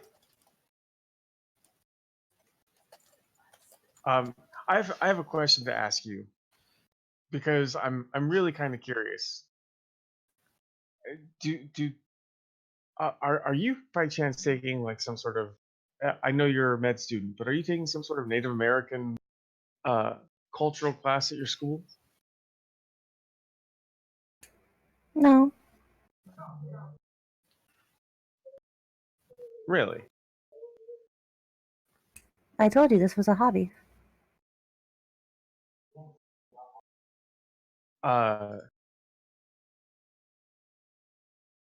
But to get this specific book as a hobby,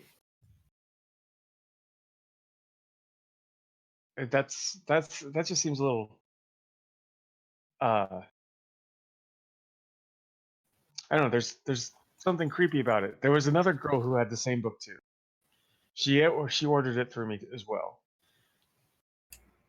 At the mention of that, Yumiko lifted her head away from the book and looked at Courtney. Another girl? Yeah. Do you remember Hang the on, I name? can. It was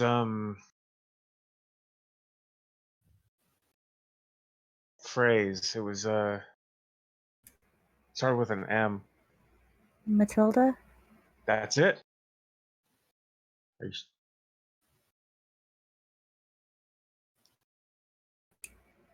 Huh. Did you know her? Do you know her?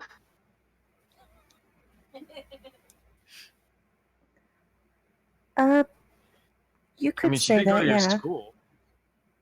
You could say I know her, yeah.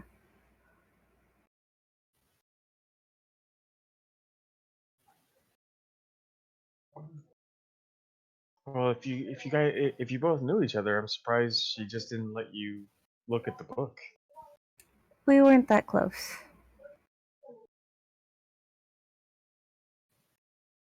Again, mid student, not much of a social life. Right. I forget that. Hey, Jimmy. Yeah. Weren't, as in past tense? That's why I adjusted myself. Because I don't know she's dead. Do I? No. Well, Yes. So there was whether you know in specific is up to you. But there was like a little memorial ceremony because the school that they go to is Pacific Lutheran University because it's an actual one nearby, and I like messing with people. But yeah, like there was a little service at the school for it. There've been like missing persons post, like there was like a passing comment on the news about it. Like for all intents and purposes, legally this chick is dead. It's it's been declared. There's even like public record police reports about like, oh yep, she's done. Okay, so how it's possible that you don't know though, because it's a really well large area. how old or how odd was her disappearance? Because if you remember, he's a closeted paranormal freak.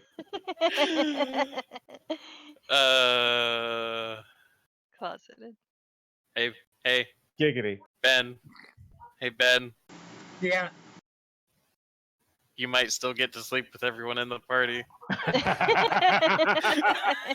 Oh, happy days are here again.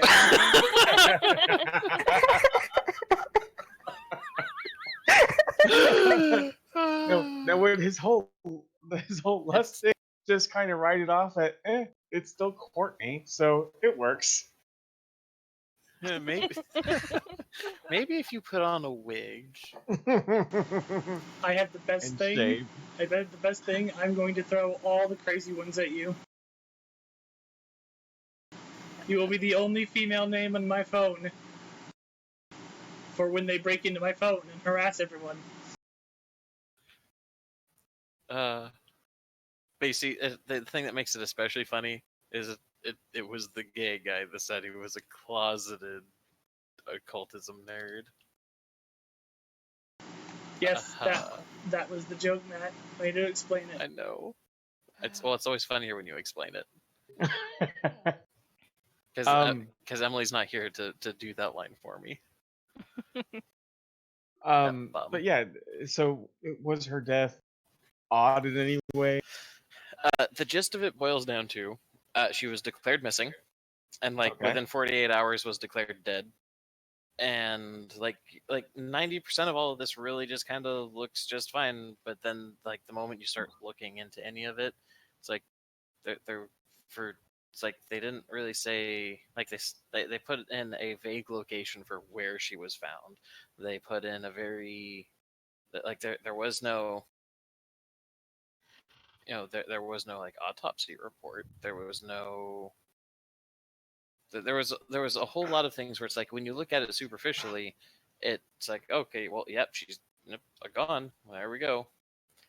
But then when you start actually looking at any of it, it really didn't hold water.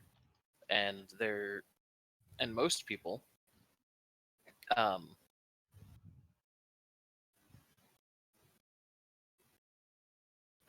he probably didn't know this because he's not like part of the school and he hasn't been part of the investigation where they kind of figured this out. But as far as the if you can think of how he might have come across this or whatnot, most people don't recognize her name anymore, and it's only been like a month. And she was somebody who was very involved with like, student body, etc., etc. Yeah, that's not unusual at all. No. And so like, um, Okay, then. I have a perfect ammo for how he could already have like his eyebrow raised at some of this weirdness.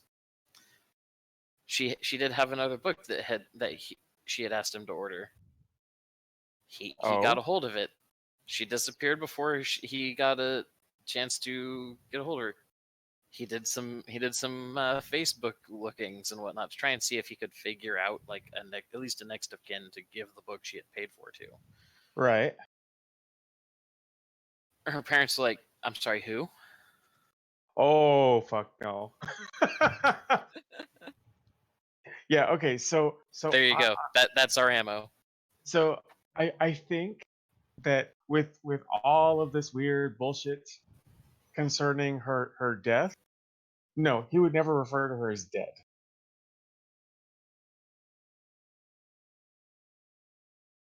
Or in the past tense. Okay.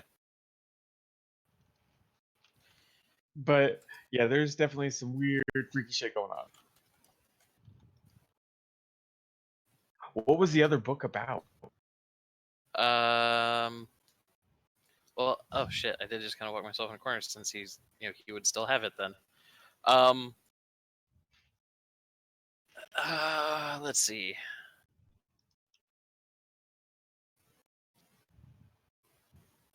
You know what? Roll. We're gonna see how on the nose this book gets. Roll me a straight D100. Just /roll space 1D100.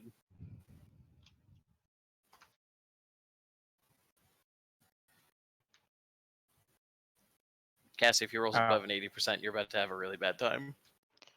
Okay, so it's / what is it? Roll? R. Yep. And then /roll space 1D100. 1D100. Don't worry, Cassie. This game, the Roll20 hates me. Yeah. 25. Okay. We are safe.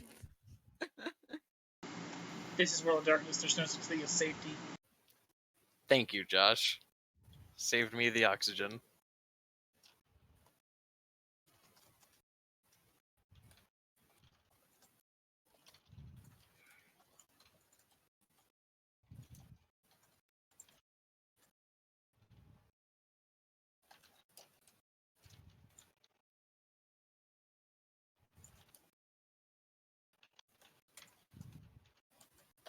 There's the title. The title's as much of a title as a synopsis. I'm going to the other room. You guys have fun with this.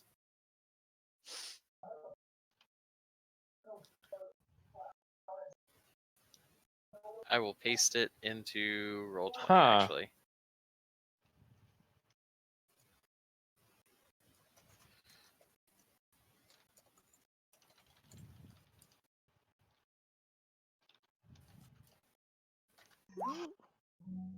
All right, I'll be back.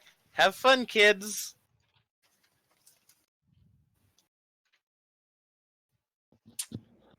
What the fuck?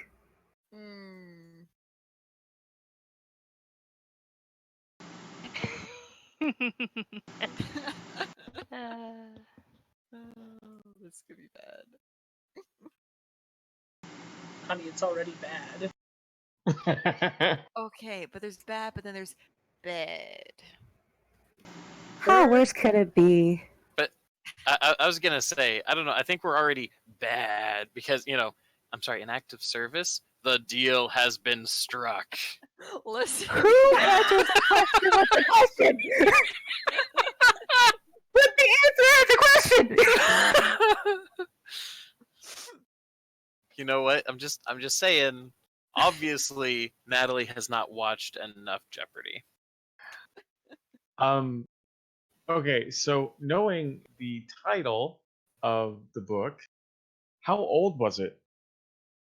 Crap. What? Asking me all these complicated questions. Well, Um, it's because everything I have to do tonight has to put you on the spot. I don't know. It's that many. It's So that many. This was written in the 80s. No, 70s. 70s, yeah. So it's probably like, but given that again is your specialty bookstore and it's kind of a pain in the neck to find, this thing is probably again never run through standard print. Oh yeah, and I'm pretty sure that it maybe had like a print run of like maybe 1,000, and was immediately taken out of stores. No, like here you go. We're going to throw this one like way out into left field because like it didn't even get 1,000 copies print, kind of a deal. Oh, yikes! Like the original was all handwritten. It was somebody's like notes. Functionally, what you were going to be selling her was the closest thing that there is to a printed version, which is all photocopied or transcribed. Oh, nice. So it's like a self-published like fanzine or something. Yeah, pretty much. Like you like I don't know. I don't remember what printers looked like in the 70s, but it probably came out of one of those at somebody's house. If actually no, they didn't even have it then. Let's see. 70s printing.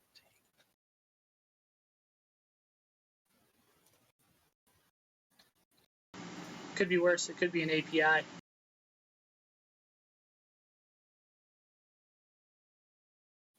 Why am I blanking on that? Because you've never been exposed to what an API is. So since it isn't like super old, since she went missing over a month ago now, could I have read the book? Yes, What was it about? exactly what it says on the cover.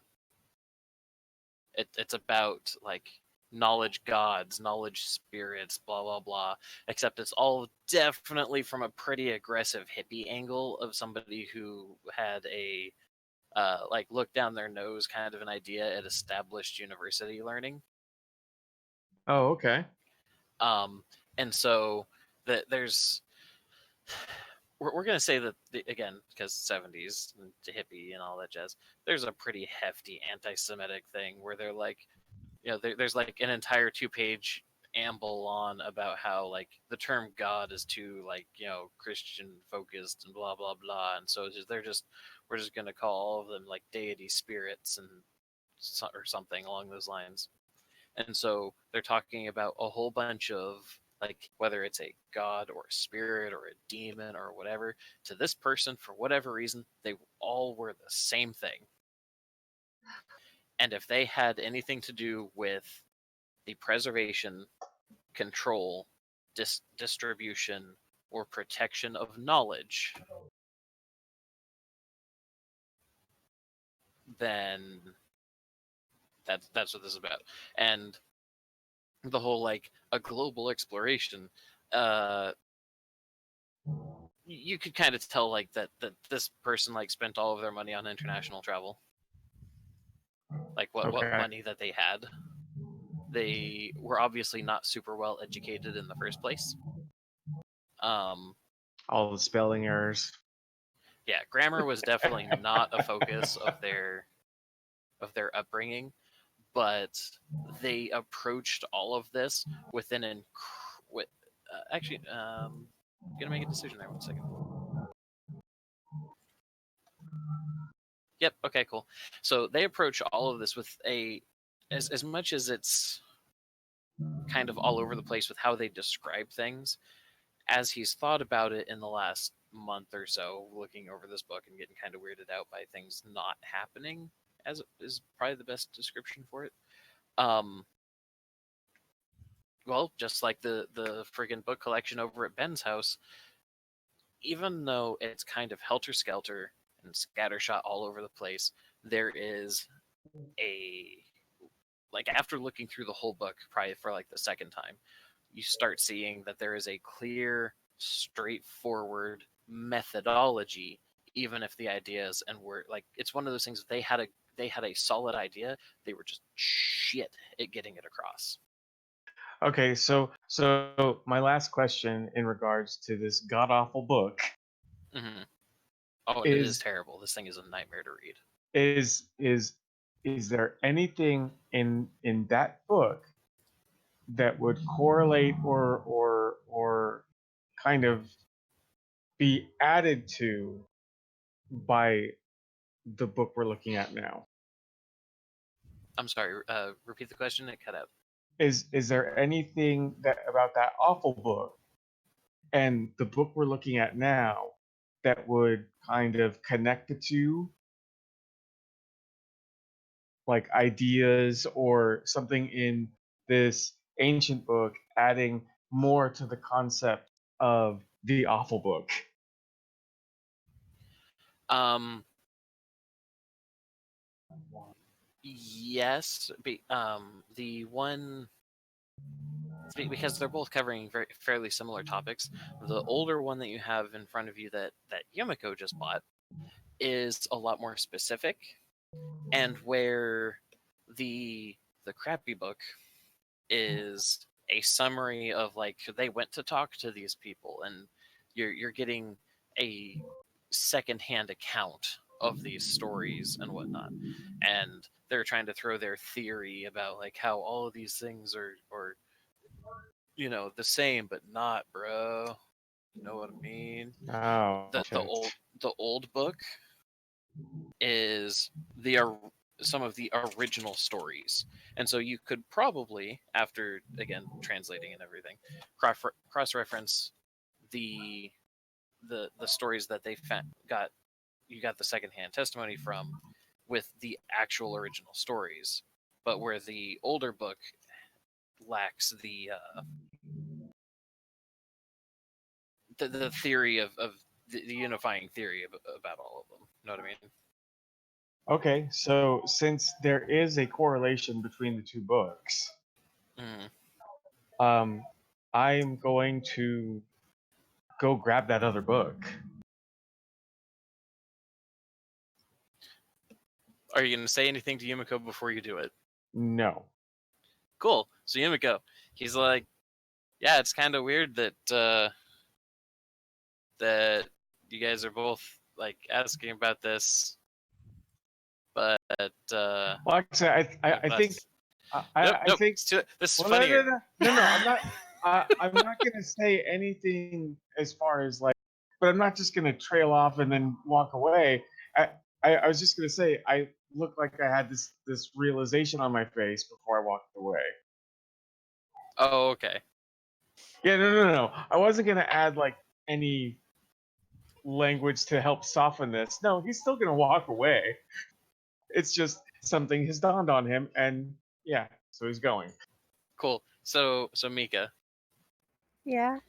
Yumiko, amidst this missing persons investigation with all of the weird oddities and whatnot that have happened, and your recent trip out into the woods in which, you know, your friend tried to have a drug-addled spirit quest.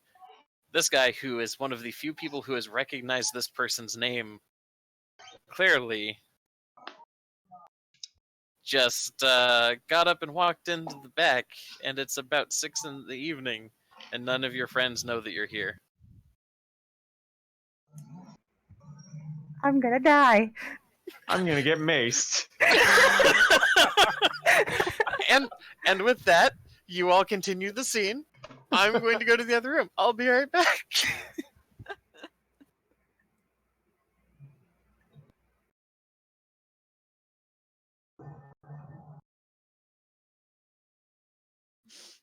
Oh, who just left? Uh, looks like Dallin. Oh, okay. Um, so I'll come back out with that book. You know, you realize you're one of the few people that I've mentioned that name around in the past month, and they know what I'm talking about. Honestly, I can say the same thing about you.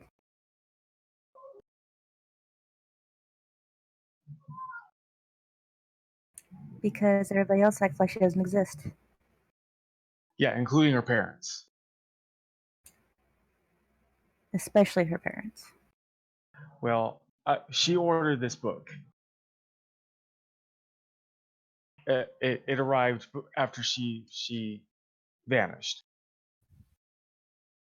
and it it's hard to explain, but that book and this are connected in a very loose way. Really? Connected how? Well, that the book you ordered and Matilda has the original story. This has second-hand tellings of it and some really crazy rambling. Huh. So crazy, in fact, that this book wasn't published widespread. Obviously, with secondhand stories, might sound jumbled and very confusing. No, I mean, even the pages are just photocopies of handwriting. That's just lazy. It was the 70s. That's all I can say. Okay, so But some of the I after she disappeared, I read through the book, and reading through some of the stories in your book, they're making connections.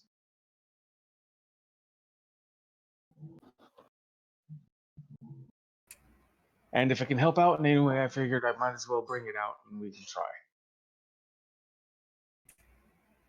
that's a good thought. I do pose a question though. What's that? Keep saying she vanished. You don't believe she's dead? There are way too many weird coincidences involving Matilda vanishing that I don't think she's dead. No.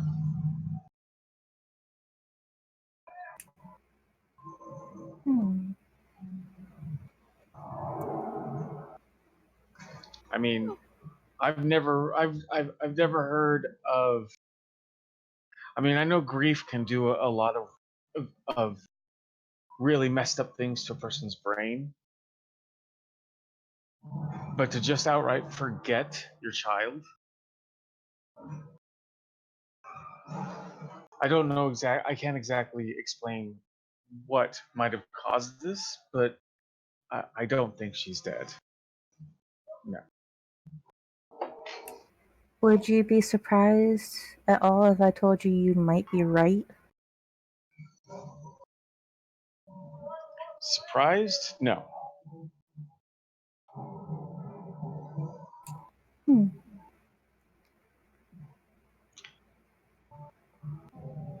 Okay A then. little happy? Yeah.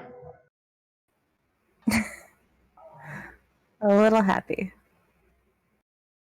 I don't want anybody to die. As a med student, sometimes death is inevitable. But no one really wants it.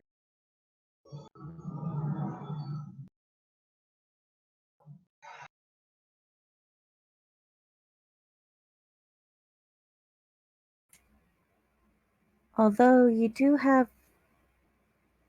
some potential to help out with things. Mind if I exchange numbers with you? Yeah. I I Considering you called already you on have my my number? personal phone, so Ah, well then. That makes that easier then.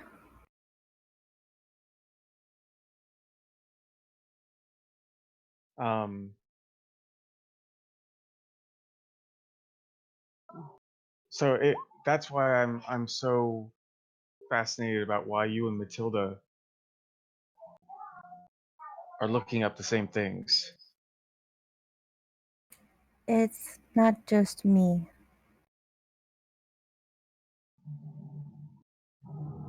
Really? Really.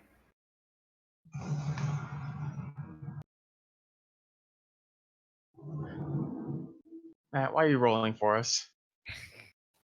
Because it's funny. Ha!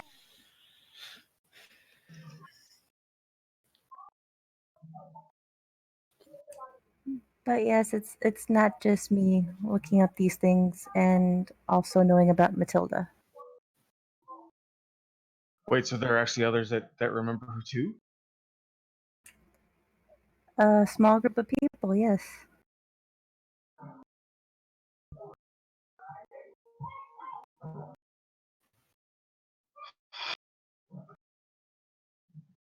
I know this is asking a lot, but if you're looking into to what caused her disappearance, I would love to be in on this investigation.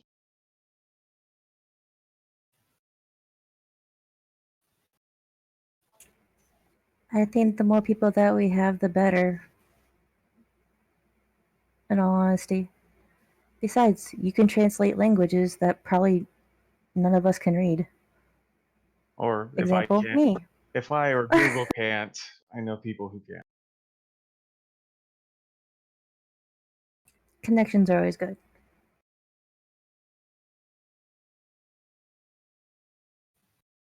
Um, so uh, so yeah, feel free to call me if you need anything else. I'll do that. Thanks.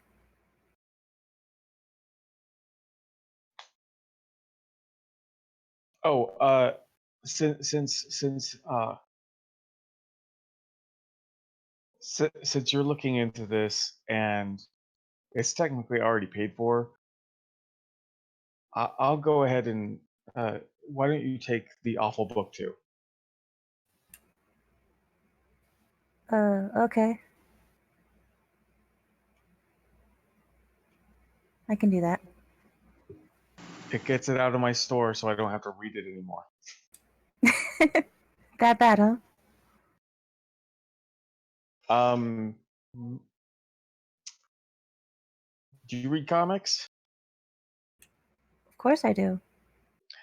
Axe Cop was a masterpiece compared to that.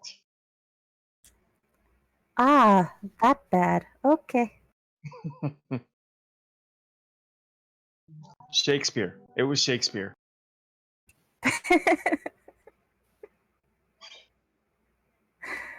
Duly noted.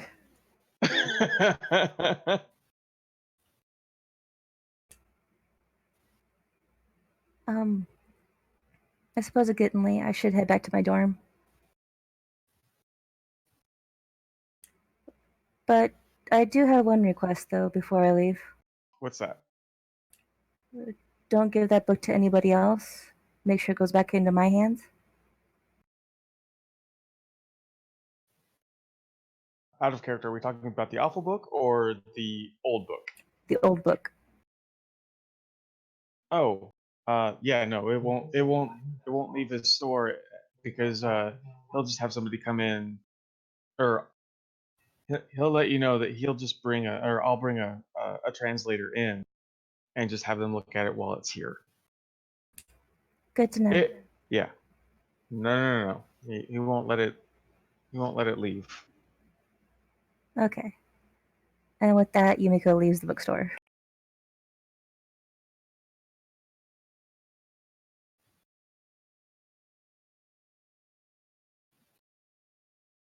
And Courtney will, as after after securing the book, he will also leave the store and grab something for dinner. Who eats? We're all mortal. For now. For now. Yeah, I know. Bwah, bwah, bwah. Oh shit! If I become a vampire, that's gonna put that whole unseen sense. Just something's not right. Oh, it's me.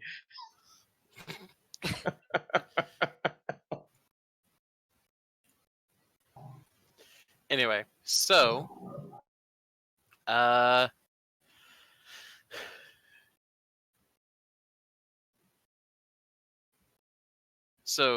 with the this whole new little bit of information, all that jazz, is Yumiko gonna call a meeting of the group, or just pretty much send out like a summary text of what just happened? Hey, Yumiko. Huh? What's your ringtone for Ben? Oh no.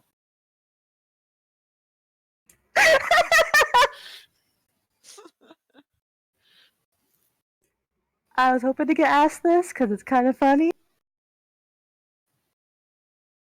It's porn music, isn't it? Slow jazz saxophone solo. Right on the nose. Yes. I was gonna say it was either gonna be that or like, crap, what's that song? If you weren't thinking of Careless Whispers, you are now. Oh, Careless. yes. I don't remember Careless Whispers. Don't remember it. Don't remember it at all. Leave it like that. Nope. Hold on. Don't do it. Hold on. No. Path of I Fate. beg, don't do it. Path of Fate. Look at it. Yes.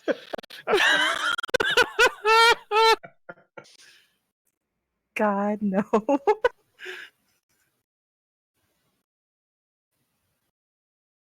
Oh yeah. Anyway. Careless Whisper. Okay, I remember that one now. So, But anyway, Anyway. so yes, Ben sends a text.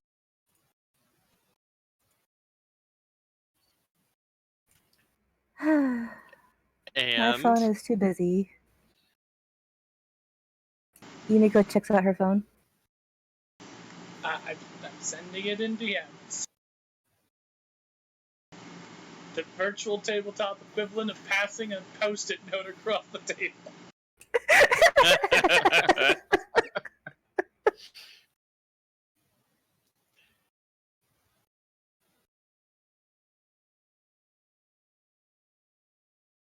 do. Hey, Mika. Yeah.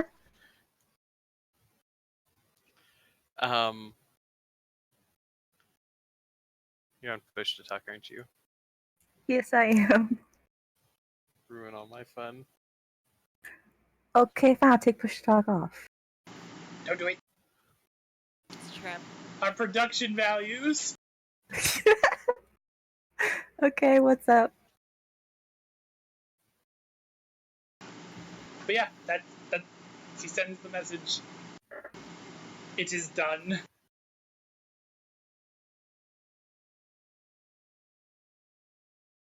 Should I reply to that? Should I just not? You do what you want with that information. Here, Josh, send me the text.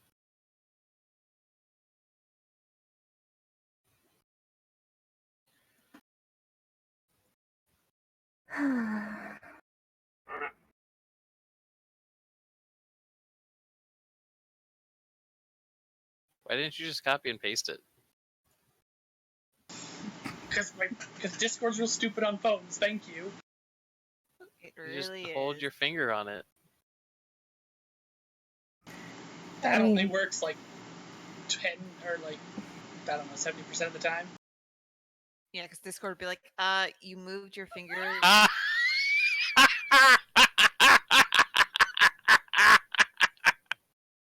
What the fuck? That cackle. That text.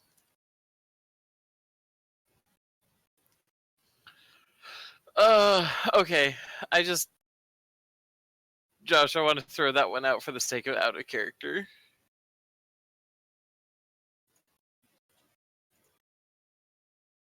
Or throw that, whatever. Unless you want to keep it as a just between you guys thing. Keep it just between us. It's better paranoia, which fits to World of Darkness. Fair enough. And I do want to mention that at this point, what, Mika? Why is your phone on silent? Fine, God. Jeez. You know how this Bossy, is supposed bossy, to work. bossy. Jeez. Fine, there. Like, you totally text us every single game, and you don't get upset when our phone is not on silent when other people call us. Anyway, Ah, so given that there's now objectives going in a bunch of different directions for this game right now, one of the things that okay, I'll get to that at the end of the session. We'll worry about that later. It is 15 to 9. Does anybody else have anything that they want to get hashed out for this session? Would Matilda be interested in meeting Natalie? Or Yes. should we have that next session? Oh no, we can absolutely do that if Casey's. Well, Casey, you don't work tomorrow. I don't. Yeah. Let's do this. Uh. Cool. So Natalie, your phone rings again. Well, here before, because that can take a little bit. Jimmy, do you have anything that Courtney needs to do besides Rolodexing? Well, no, he went to go grab something to eat. He's gonna focus on that tomorrow. He's gonna focus on the using the Rolodex to find a translator for what couldn't be translated. Okay. Yumiko, do you have Yeah. anything else going on besides the text conversation that Yumiko's going to be having with Ben? I imagine that text conversation is quickly going to either turn into a "we need to go talk" or a "just freaking call me." Pretty much, it would be a we need to go talk. She Okay. doesn't like doing phone conversations that much. Okay, so here's how this is going to go.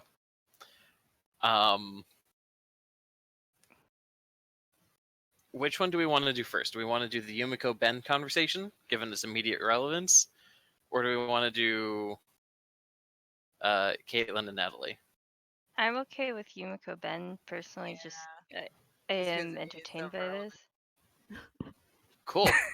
So Yumiko responds with, "We need to talk."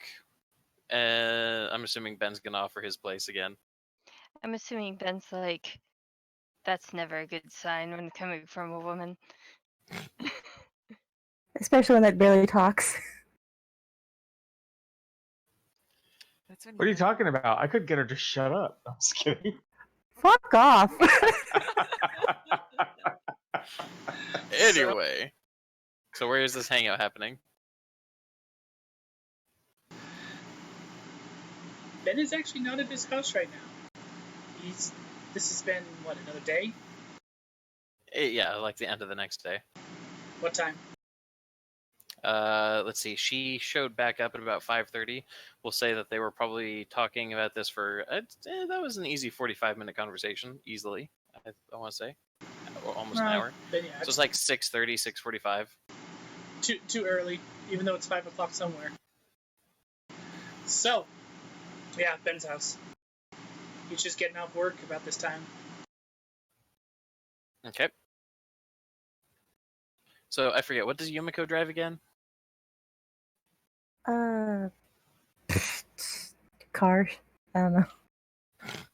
I don't think I put it in. I think I did put it in. I think it was talked about somewhere. She drives a 2017 Volkswagen Jetta. She would. Okay. Blame me. All right. My If favorite you say car. please. Shut up. Please. All right. So, yeah, Josh, Ben, a familiar Jetta comes pulling up to the front, and yeah.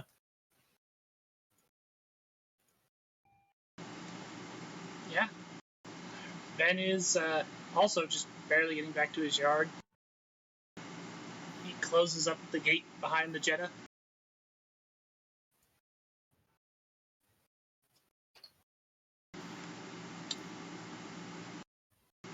He was wearing naught but coveralls and his jacket.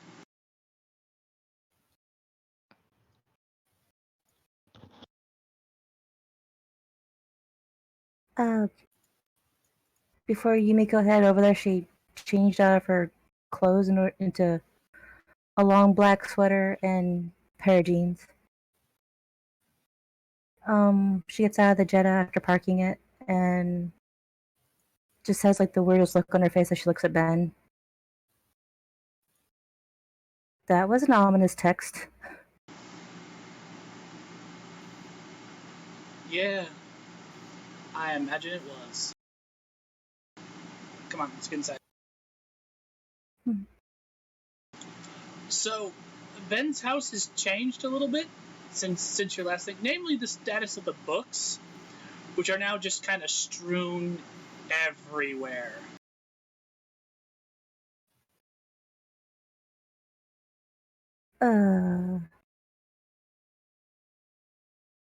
What happened?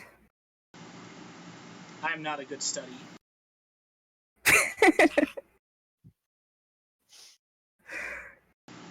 But I tried. I took some hits of some various amber liquids, and I tried.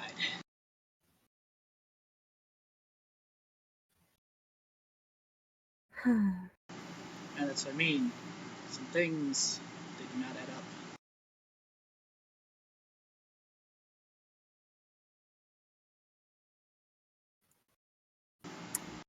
Yeah. I had kind of had that feeling as well. I know. But Like when the most frazzled and talkative of us all suddenly becomes dead silent.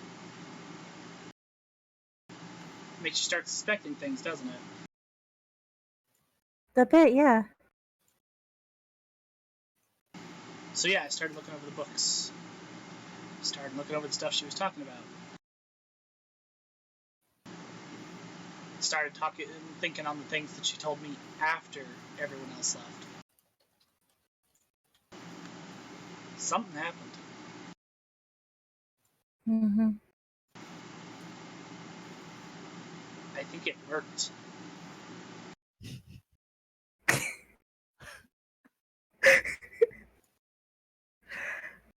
But whatever it was.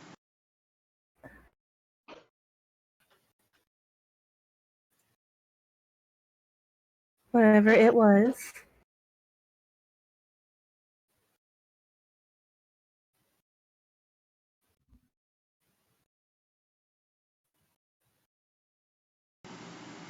Yes.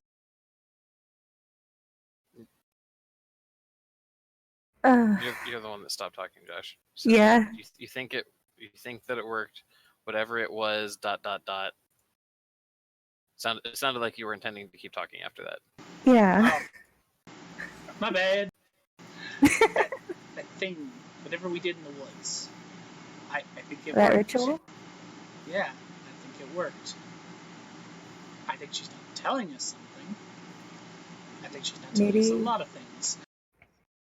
Maybe she can't. Maybe she doesn't know how. I don't know. We have officially moved into movie logic here. For all Movie we know, logic. For all we know, she's gone Rosemary's Baby. Oh, I hated that movie. That movie was amazing.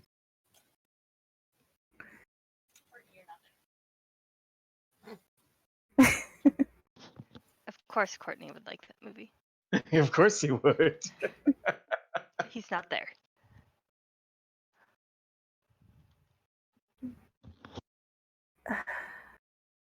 But this isn't a movie, though. Yeah, this is real life. This is. I was about to say, don't do it. Don't do it. He fixes Don't break the fourth wall, damn it! He fixes her with a look, like a kind of like a narrowed-eyed look. He's like, "Don't you throw my words back at me? That's not cool. Bold, but not cool." Look, movie logic or not, something weird is happening, and we need to figure out what it is and fast. Speaking of which, Yeah. Hence why I said sent the text to you. speaking of that, Hmm? I had an interesting trip to the bookstore today. Twice. Well, that sounds fun. Apparently, I ordered a book without knowing I ordered a book. And apparently, it was the same one that Matilda ordered. Inaccurate. Wait, inaccurate? No, you did not. You did not order the same book.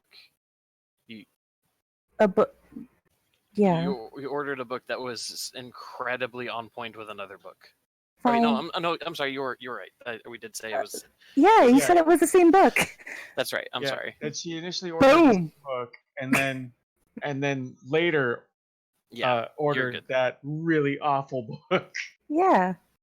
Yeah, you're right. I apologize. I was just like, no, wait, because those were two different books, and then I'm just I've had to do too much improv this session. You had to. It's my own fault. I offered Jimmy a spot. Yes. I helped. Oh, yeah? Anyway, What kind of book? a very, very old book that had all these languages in it that I could not read. And it was just it was so weird. What's it about? I couldn't really tell you. But apparently it had it started out in old English and then it went to Spanish and I guess something from another language from Central America, maybe? It was like a Native American book. His eyes raised. I actually might be able to read some of that. I didn't think to ask you.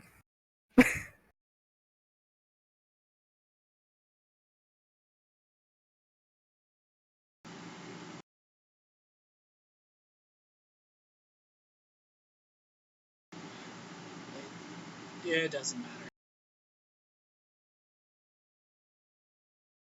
But apparently, before Matilda disappeared, she ordered another book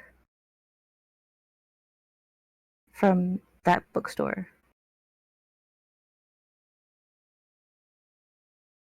And paid for it, but never came to pick it up. And the bookstore tried to give it to her next of kin, who obviously didn't remember her. So the guy knows that. Yeah, You gonna bring him in on this? I think so. He might be of some use. Because he doesn't think that she's dead. He keeps saying that she vanished.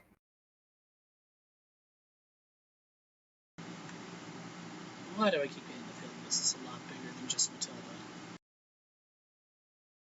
Because it might be.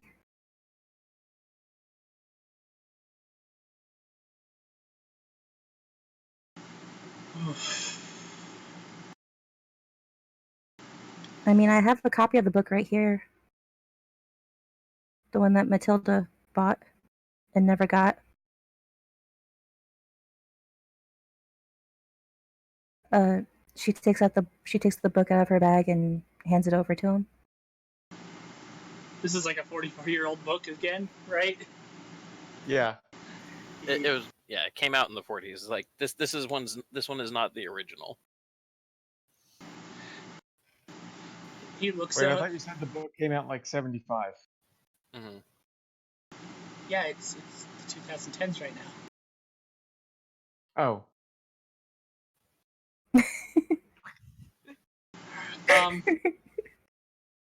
So Ben looks it over and remembers the frustrated tearing of previous night and goes, "You really shouldn't trust me with this."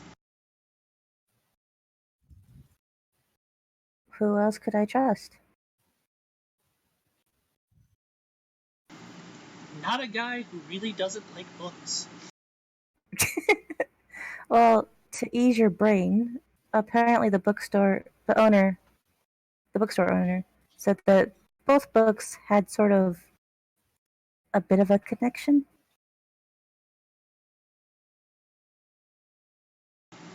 Let me guess. Old gods? She thought a moment. Just like a look of like interesting things. Like, yeah, that'd be pretty cool. I mean, no, that'd be terrible. But cool.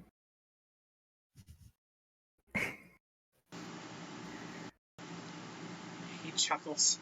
He just can't help himself. He chuckles. He's trying to be very serious right now. So am I. Yeah. But yeah, it's the only information I've got so far.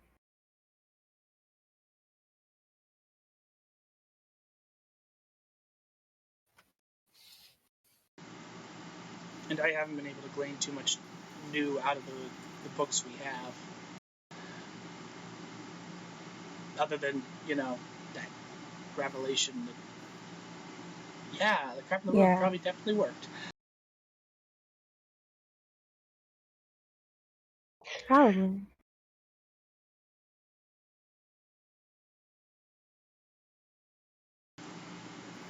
So the question is, what do we do about Natalie?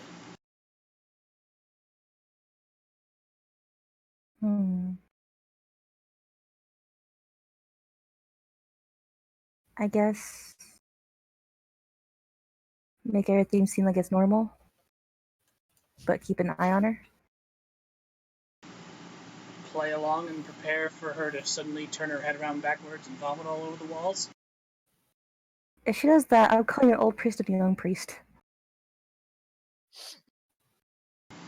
I don't know if we'll have time to call a young priest an old priest. Well, at least keep a crucifix away from her.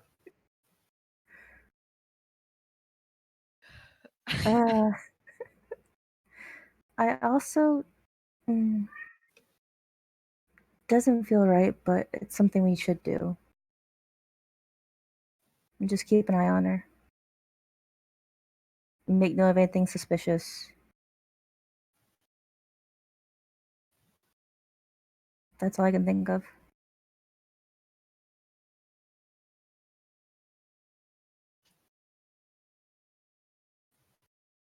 Besides the fact that this whole thing makes me want to drink for the first time. He pops out a bottle of indistinct and amber liquid. That. What?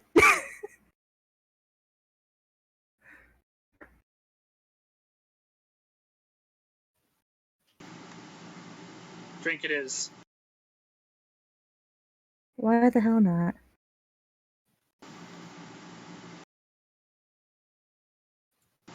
And he begins to pour the highball glasses full of amber liquid on the rocks.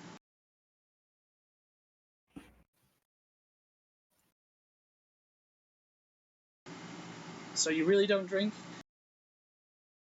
Nope, but I think I might pick it up. Shit, your life must have been filled with meaningful relationships and good decisions.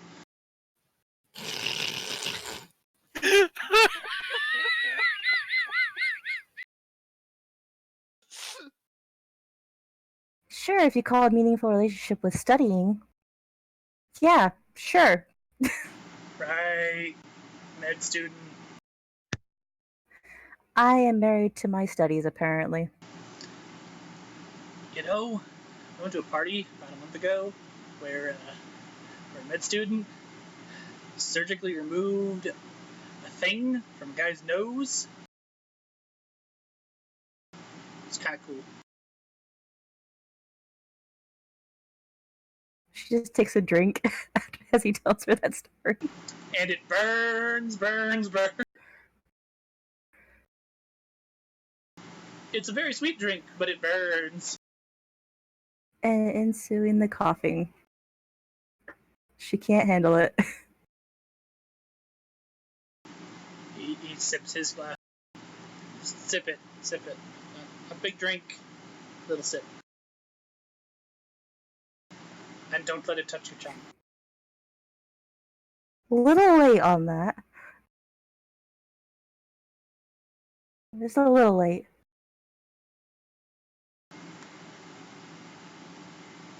Hell, I didn't think that you'd go like full hog and try and drink it like cola. I didn't think you'd give a first-time drinker something this strong. Oh, it's only 50 proof. You can handle it. She just gives him a look. Mm-hmm. Yeah, this is handling it. Ah. He pulls out a different bottle, one that says 132 on the front. Pours a shot, lights it on fire, and shoots it.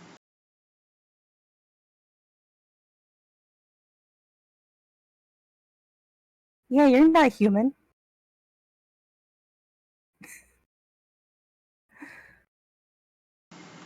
Aww, flattery.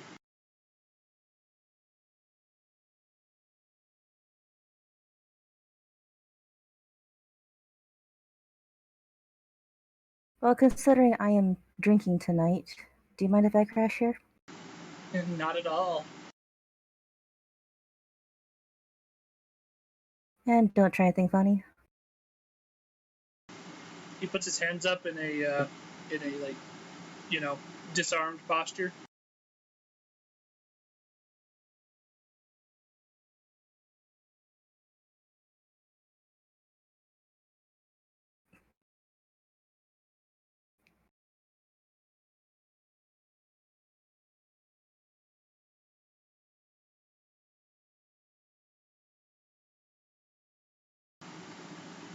Yeah, he doesn't say anything. He just kind of gestures like, no.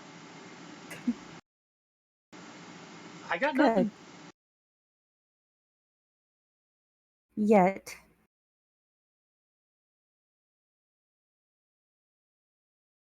You womanizer, don't you dare think about showing me a good time. Eyebrow raised behind, like, raven waves of hair. Yet, eh? Shut up.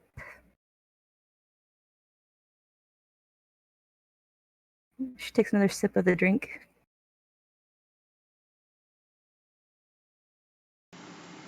He also sips.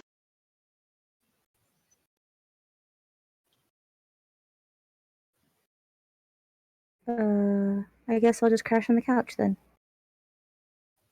So, good night. Netflix is on the TV. Just use the remote. So you could say that she's gonna chill out in the living room. With Netflix. Yes. And Ben's big screen TV. But is it 72 inches? Sure. Is she gonna get to enjoy every inch all to herself? Yes. As she Netflix Oh, chills. God. Pick yourself up to this. I set the table for this. But it's not 3D. That's true. That's a dumb gimmick. That's a dumb gimmick and everyone knows it.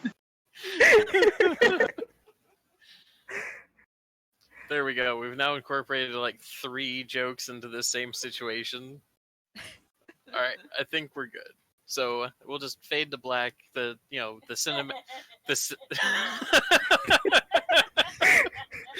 cinematic movie side of this is that Ben gives her the thing about Netflix is on the TV. Just did use the remote and blah blah. And he goes off to his room and looks around and trying to remember all the places that he threw those pages. And realizes he doesn't, because he pretty much just, like, half of them Drunk. Yeah, blackout drunk. Half of them went one way, half of them he fell asleep with them in his hand. So is he going to try and find them? No. Okay. It's a halfway thing with him at this point. They've kind of served their purpose, I think. At least in relation to him.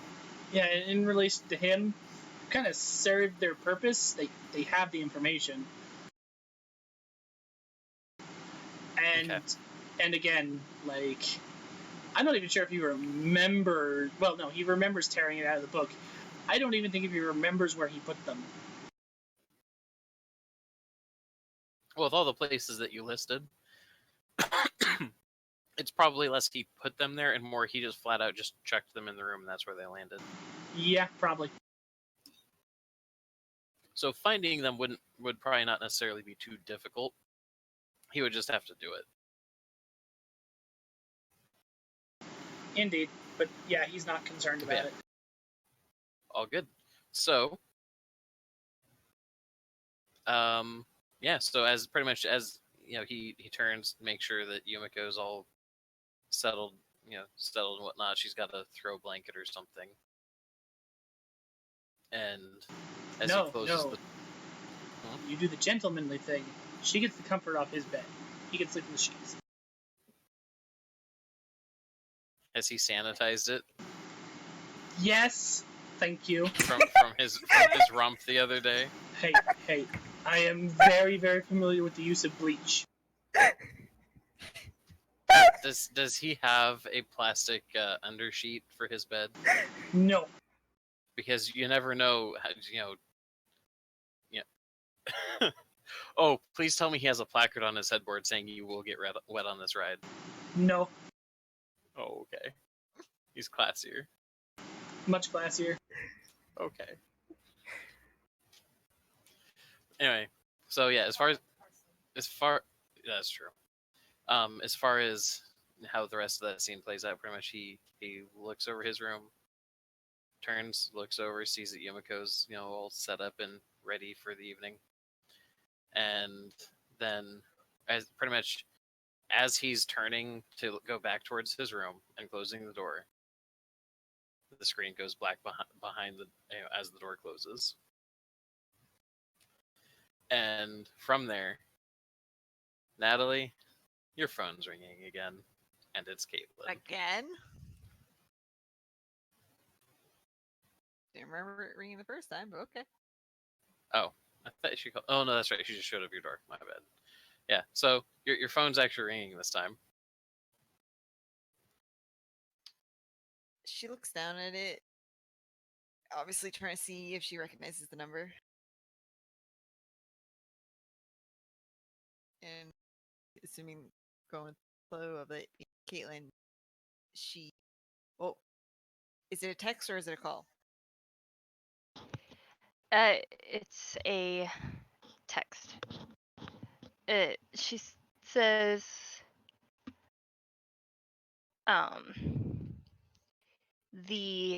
what was her name? No, what was hold on. The Mindwalker is interested in meeting. Are you free? Your response back would be, I can swear I can English tonight. The response would be, we're talking about Matilda, right? There probably isn't a need for titles. And yes, I'm free.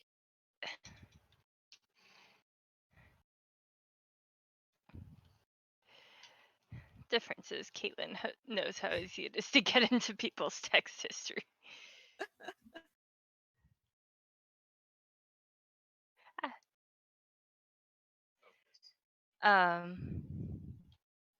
Anyway, so 1 second.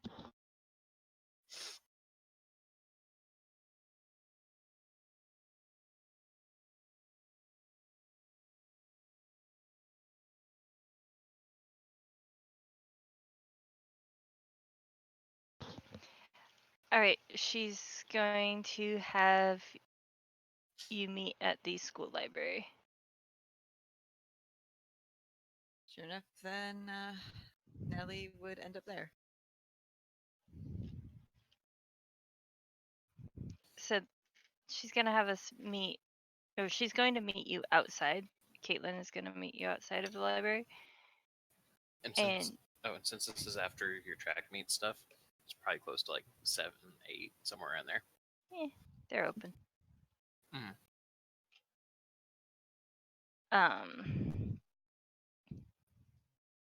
Okay, she's going to meet in the library, or outside of the library, and before Natalie opens the door to the library, she's gonna be like, "Wait, 1 second."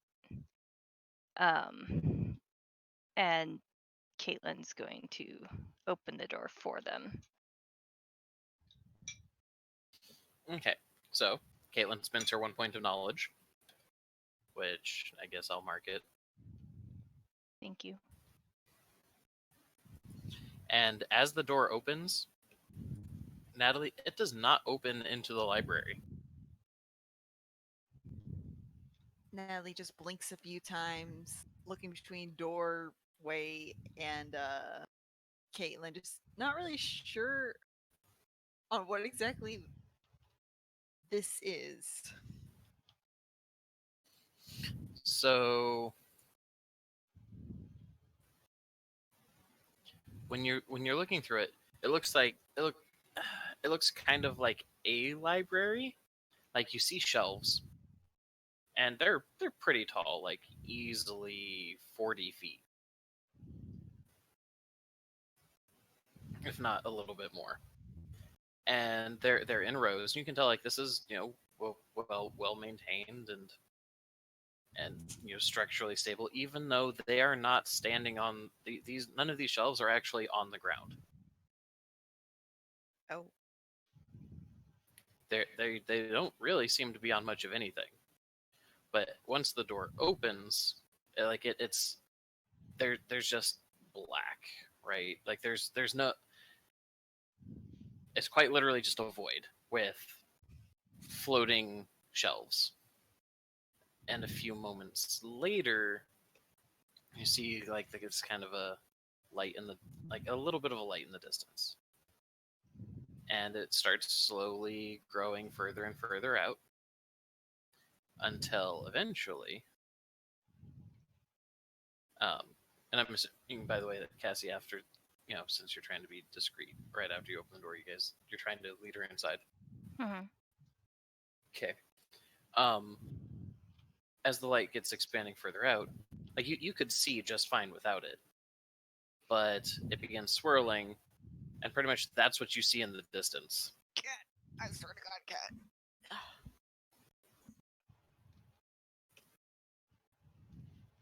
I did not know you could do that. I didn't either until today. I don't see shit. You don't? No, I just see the two characters. Oh, let me see. I also One just sec. see the two characters. Yeah. Did it bork up? I think it borked up. I Didn't bork up on my side. I shall refresh and see what happens. Yes, do a refresh. Guess you could just press F5. I know, but I have to get there. Oop, wrong screen. I think. No, oh no, it automatically does it. Okay. Still just two. Is it working now? I refreshed and there's nothing. Yeah, just white screen and two characters. That is a sad because it looks really cool. So it was this.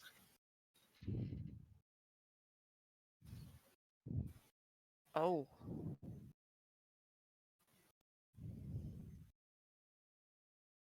Well, that's cool. Yeah, so that's what the background looks like, and starts slowly replacing the black. Hmm. And as you step through the door, and it closes. No. What? I'm not muted.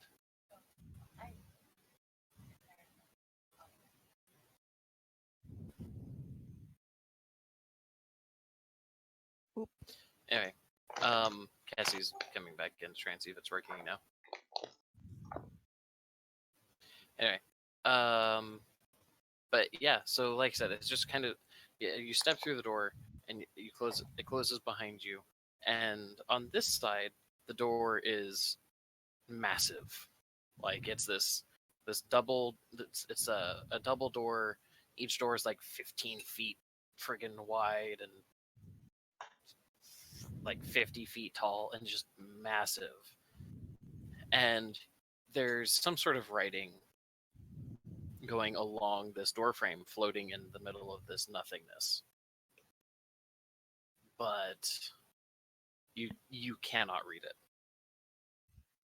She'd actually look at Caitlin, gesturing to the writing. Like, do you know what that means? No. She's shaking her head like, I haven't the foggiest. Huh. I mean, this is. I hate to say this is kind of cool.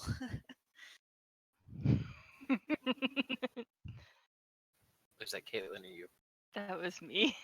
Okay. I just like, and this is why she is good for the library.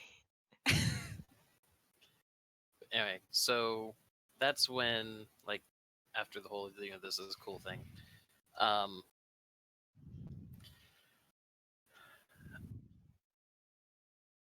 you hear something as much out loud as in your head, like when the owl thing had been talking to you right after the ceremony, your little ritual.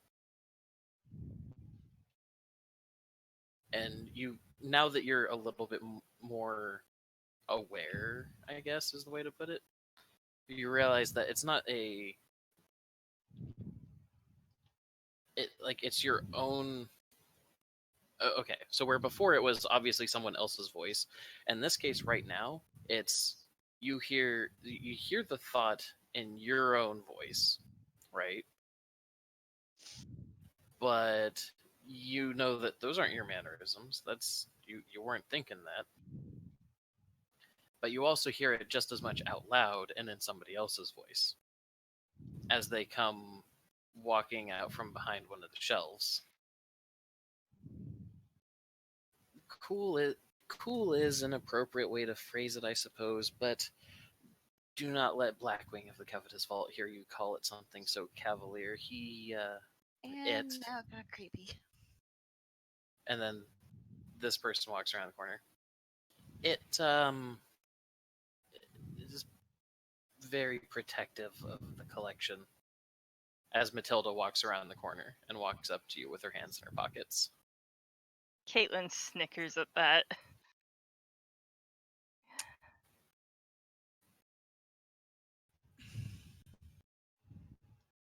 Now they just stares at her for like the longest time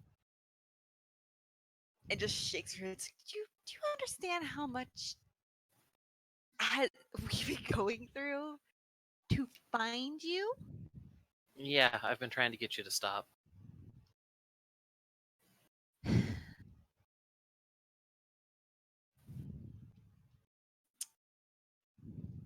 Yeah, kind of been told that for reasons.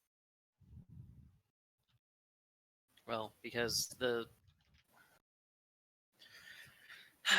now that there's two of you from your little social circle that are involved in this now, I'm going to let you both in on some things that I didn't tell you, Caitlin, when it was just you.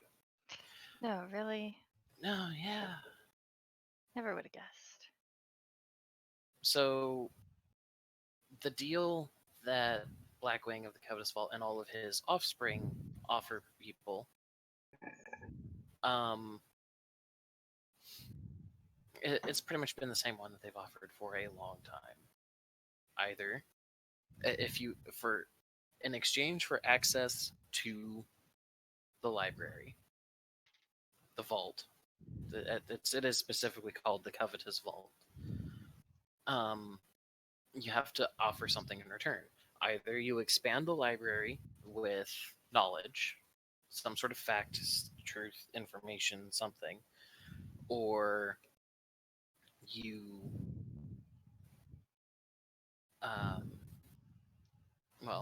you can offer to be of service to the library, in which case you're functionally at the beck and call and compelled command of Blackwing of the Covetous Vault and his court children, whatever. Said compelled. Oh yeah, don't try and subvert anything that they tell you to do.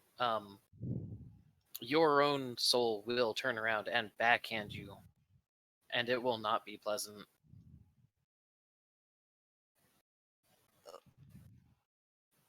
Excuse me.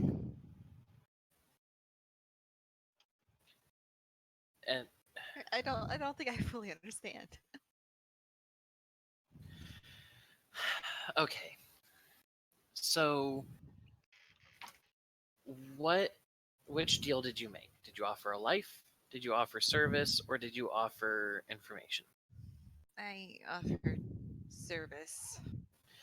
Okay. You kind of offered service. Okay, to be fair, I Like- didn't understand what he was saying. Which is the unfortunately, with the agreement that you made, doesn't matter.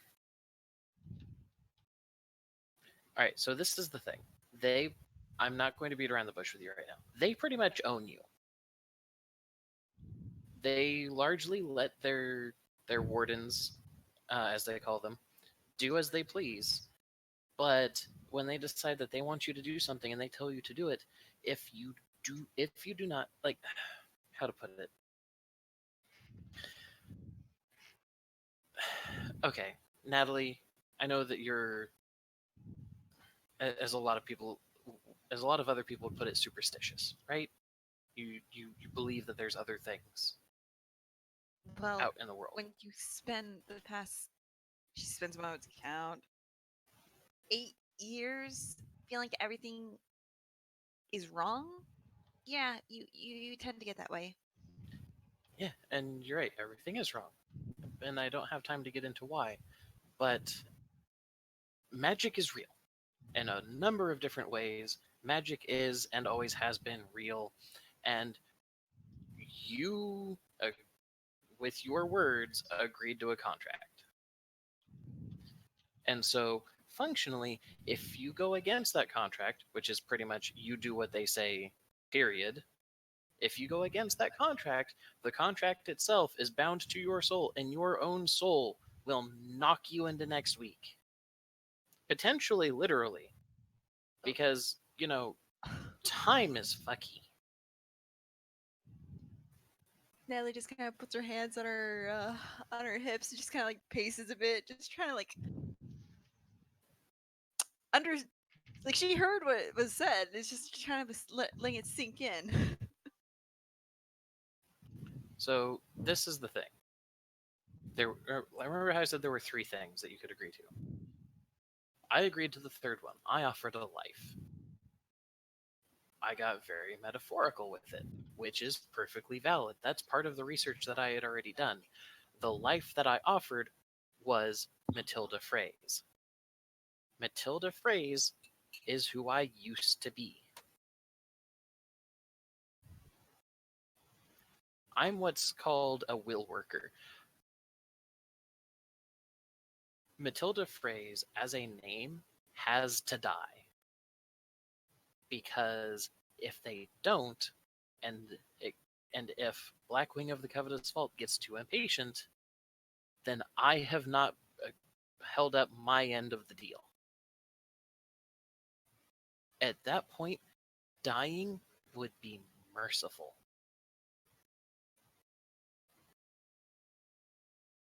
But can I ask you why you did this? She just kind of makes this very slow, grand sweeping gesture towards the library that you see just going on ad infinitum into the distance. By doing so, I have access to this for as long as I exist.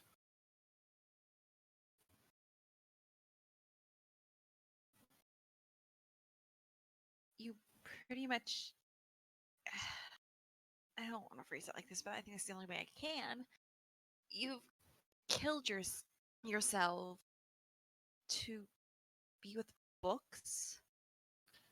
I killed myself to make sure that I'm going to survive the next few centuries without having to worry about watching my back too much. She just kind of squints. Caitlin had kind of suggested that you had abilities prior to this. Yeah, that's what I'm talking about when I say I'm what's called a will worker. Frankly, the most mundane name to give it would be I'm a mage. I'm a magician. I'm a wizard. Whatever you want to call it. Where you two were granted powers as wardens, which keep in mind those powers are granted and right now can be taken away until you start building on your own now. But we will get into that in a little bit. But I am a wizard functionally. I have started to understand the magical nature of what a mind is. That's why I can do things like walk up to you, ask if I can take a look at your pamphlet, have you hand it to me, and you mentally never even acknowledge that I was there. That's a spell that I know. But I remembered that you were there upon re-seeing. You were on the videos. Yes, because it's an effect. It's a spell that affects the mind. I don't warp reality. That's what I do with my ability to understand and warp space. And that's when she disappears and is standing right behind you. Because here's the fundamental difference between our abilities, Natalie. And that's when you realize that she's behind you after she disappeared. Please don't do that. No. Anyway, here's the fundamental difference between our abilities, Natalie. Mine come from knowledge.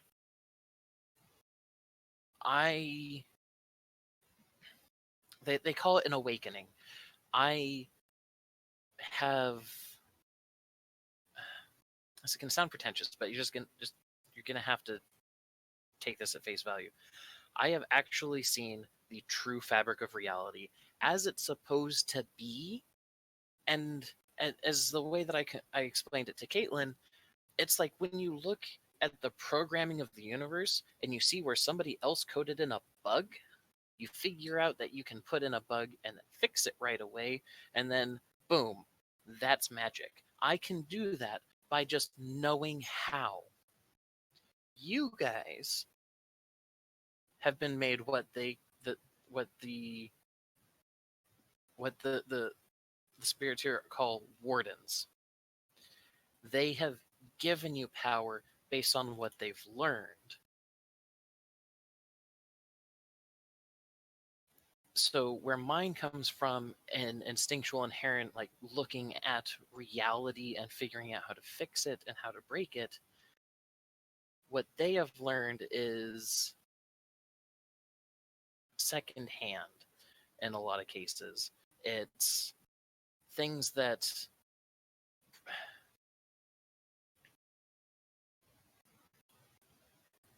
they have figured out how to shortcut, how to wiggle through the system. Because I know what Caitlin can do. Because I helped her try to go through and figure it out. She has abilities that were granted to her by Blackwing of the Covetous Vault that are now in this library and originally say came from the vampires of 1800s New Orleans. Or one of the Autumn Court Fey Lords who needed to who exchanged that knowledge for, something. He exchanged the knowledge to the Covetous Vault in exchange for something else. Or as spirits themselves, actual ephemeral magic from the shadow. And I know you don't know what a lot of that stuff is, but that's the point. That's what's here. Things that could be a danger to trying to figure out how to fix things or to how to at least protect myself. There's knowledge about all of those things here. That's why I'm here. And that's what you can start drawing power from if you start consolidating it into yourselves. You guys have been functionally, these spirits opened the door and gave you a little bit. But if you end up knowing where to look and know what you can try to learn, you can become incredibly powerful. And here's the problem. You have to. You don't have a choice anymore, Natalie. Because just like how you could, like you said, everything always felt wrong, right? Well, now Yes. all those things that made you feel that way can feel you too. I don't like this. There's a lot to not like, but the truth sucks.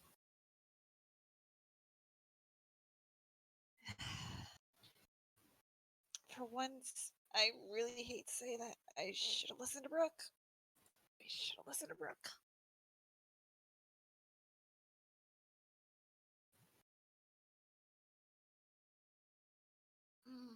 She's kind of like pacing again, just kind of like, just not really feeling up to it. She kind of stops and look, and she doesn't so much look over her shoulder as she kind of stops and like makes a shushy motion.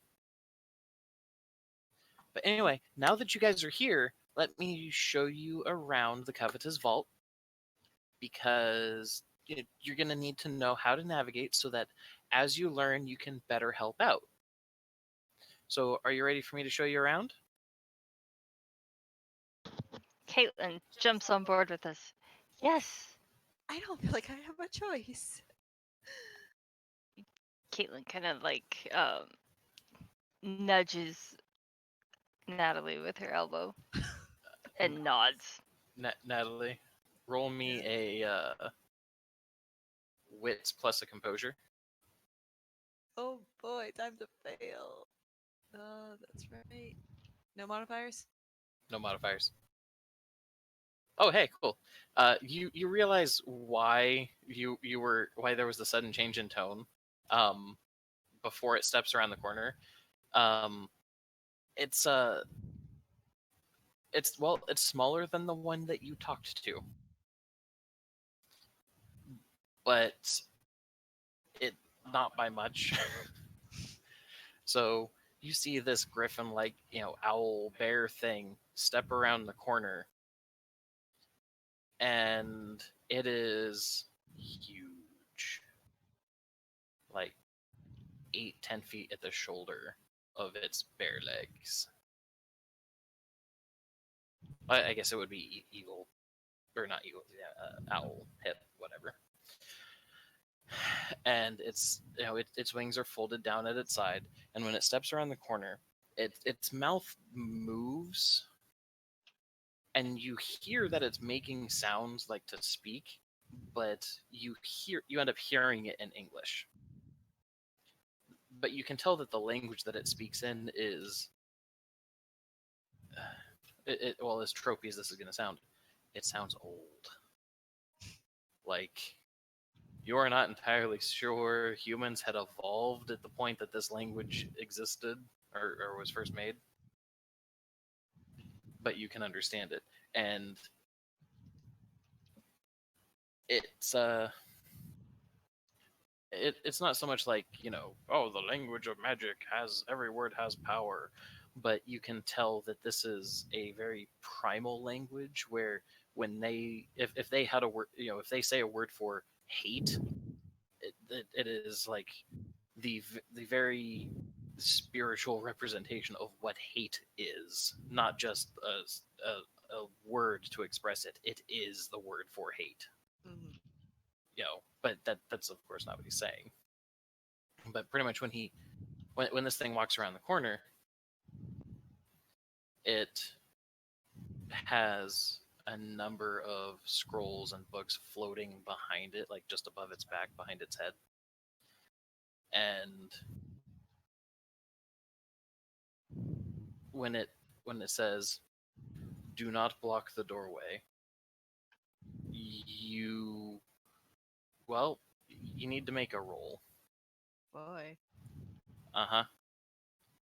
Uh Both of resolve. us?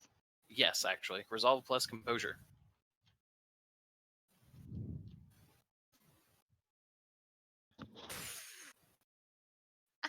Oh, you crit failed. Awesome.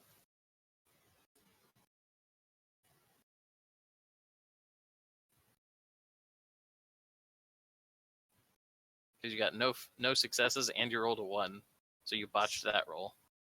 Yeah, that's great. Okay, so Cassie, you're going to do pretty much as you were told, right? But you're going to do so kind of at a pace. Natalie, I saw. So Natalie, you on the other hand, this is like the gravity of the entire prior conversation just temporarily completely vacates your head.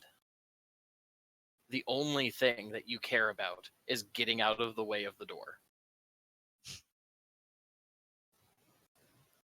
You almost trip over yourself as you and actually we'll say that you do trip over yourself a little bit, and you just, to try and maintain momentum, you just completely don't even care about picking yourself up first. You walk along on hands and knees for a second just to try and keep getting out of the way, and eventually get yourself back up.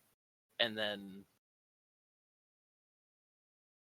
once you're finally out of the way, your sense of self functionally comes back.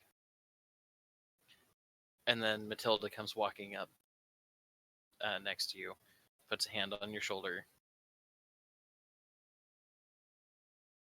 Well, and what you just only hear in your head, that's exactly what I meant. at least kind of like actually looking down at herself to the spot that she was, then finally to Matilda, just kind of like obviously now putting the pieces together. She just frowns like that just happened, didn't? She makes a shushing motion with her finger, but you hear in your head, yes, it did, and it'll happen more.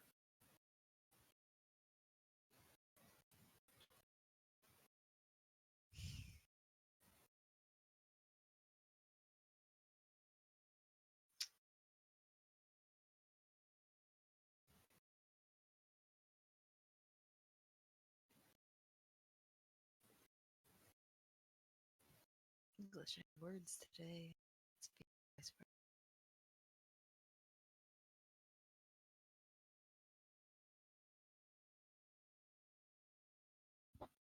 And at this point, the creature just kind of walks across that main walkway and goes down another set of aisles. And just as it walks past, like, there's a couple of books that'll float out and join the other stack that it was collecting.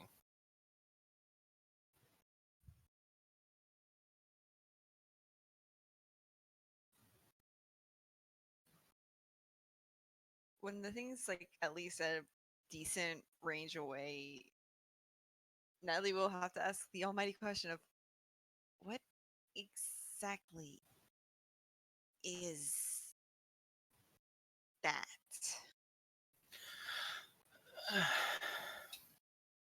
That is,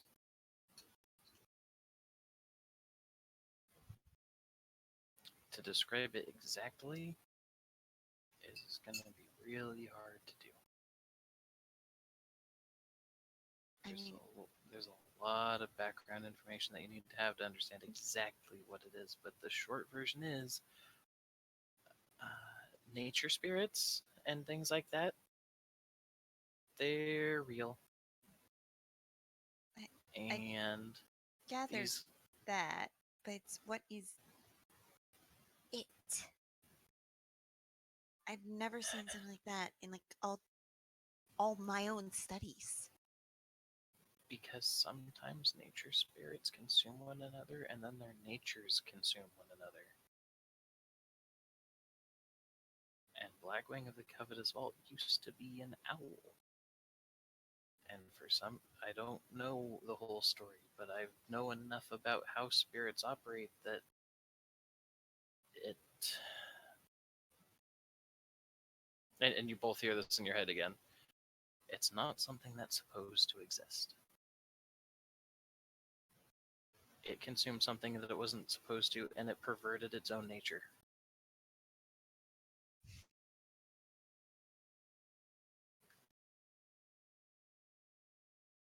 I've read stories about what it, and that's when she kind of she starts out loud again. I've read stories from in here about what Blackwing used to be, and they used to be a storyteller, somebody who would preserve knowledge through relaying the stories, and the werewolves would, from where it used to live, would come to it all the time for trying to honor their deeds or whatever it is that they do. I don't know, but then something happened. There was some sort of fight, is all I gathered out of the story, and then that's when they became Blackwing, and over time they started just wanting more and more knowledge, more and more stories, and now they started the stories say that they found the vault.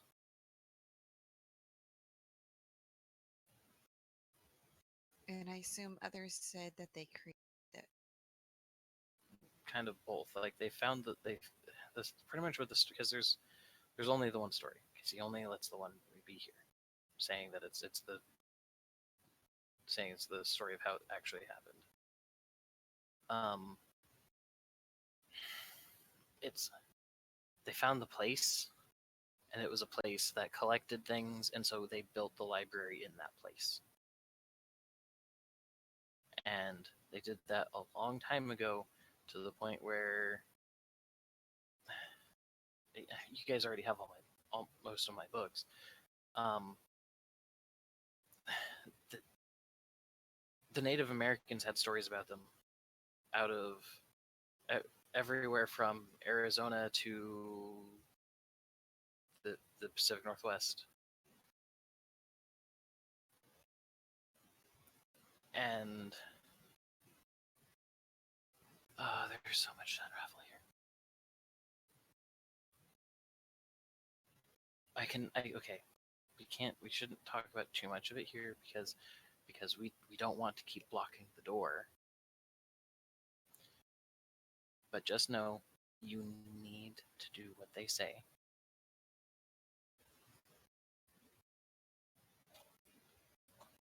And if you want to try and regain a sense of autonomy, you're going to need to get stronger if you plan on doing so. And in your head, you hear, if you ever plan on trying to resist them or be free.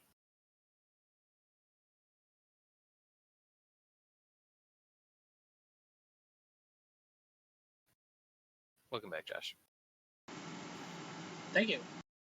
You got dropped into AFK. That's a shame. It's all good. It just happened. Anyway, but yeah, so like I said, you hear in your head, if you ever plan on trying to resist them, or if you ever want to try to be free.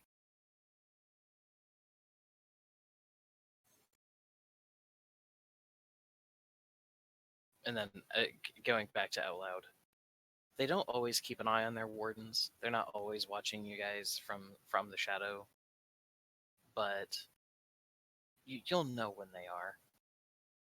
It's not. Um,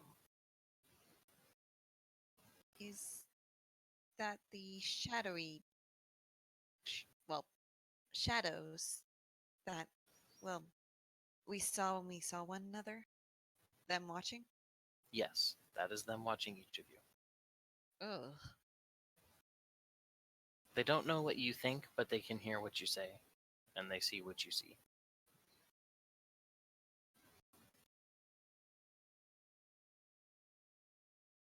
Well, that's misleading. They don't see through your eyes,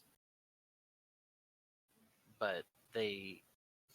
It's like, because I had somebody else explain to me a similar spell to what they're doing. It's like you're the focal point from which they see the world. They see it from they can look in whatever direction they want, but their point where they are looking from is always where you are. I see.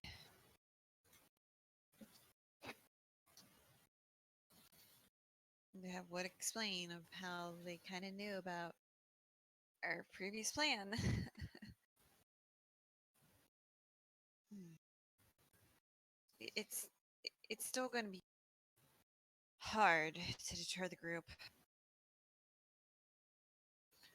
And I unfortunately can't help you.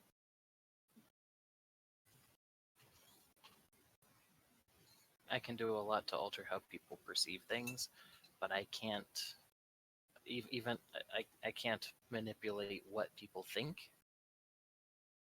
And even if I could, I've heard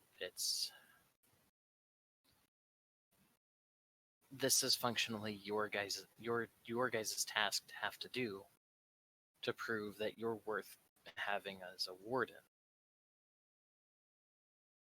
And what would happen if proved to not be?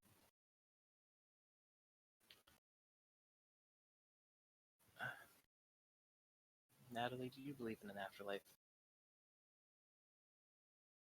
I don't. At this point, I really don't know. It's real. They would eat yours. Isn't that moment you just see her like expression just drop, just like a flat, just like unhappy frown? They're spiritual creatures that came about because somebody ate the wrong spirit. But to, you know, I think it's best not to ask. Just, there's already enough on my plate.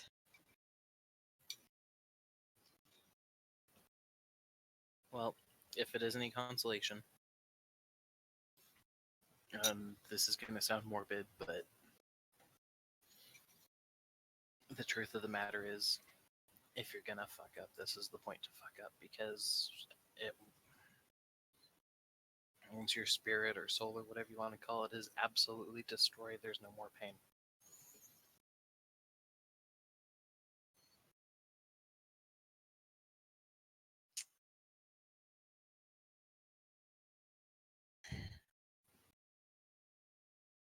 Another.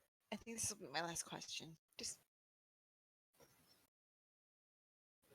is there a way that I could end up coming to the library as needed, or do I need Caitlin to open the way? I can show you before you leave.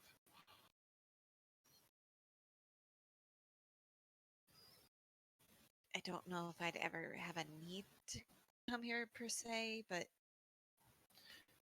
Natalie, if you want to get stronger, this is the best place to go, because your power is entirely based on knowledge.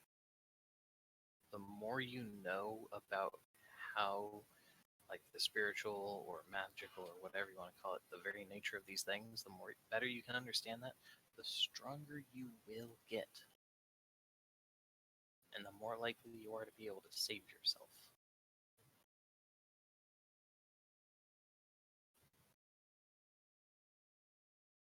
it's really weird, but yeah, the guys that have functionally enslaved you are the ones offering you the tools to how to get free.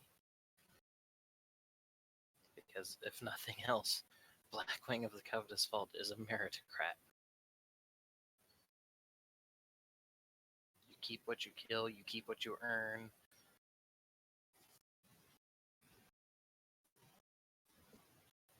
God damn it, Cassie. The more you know.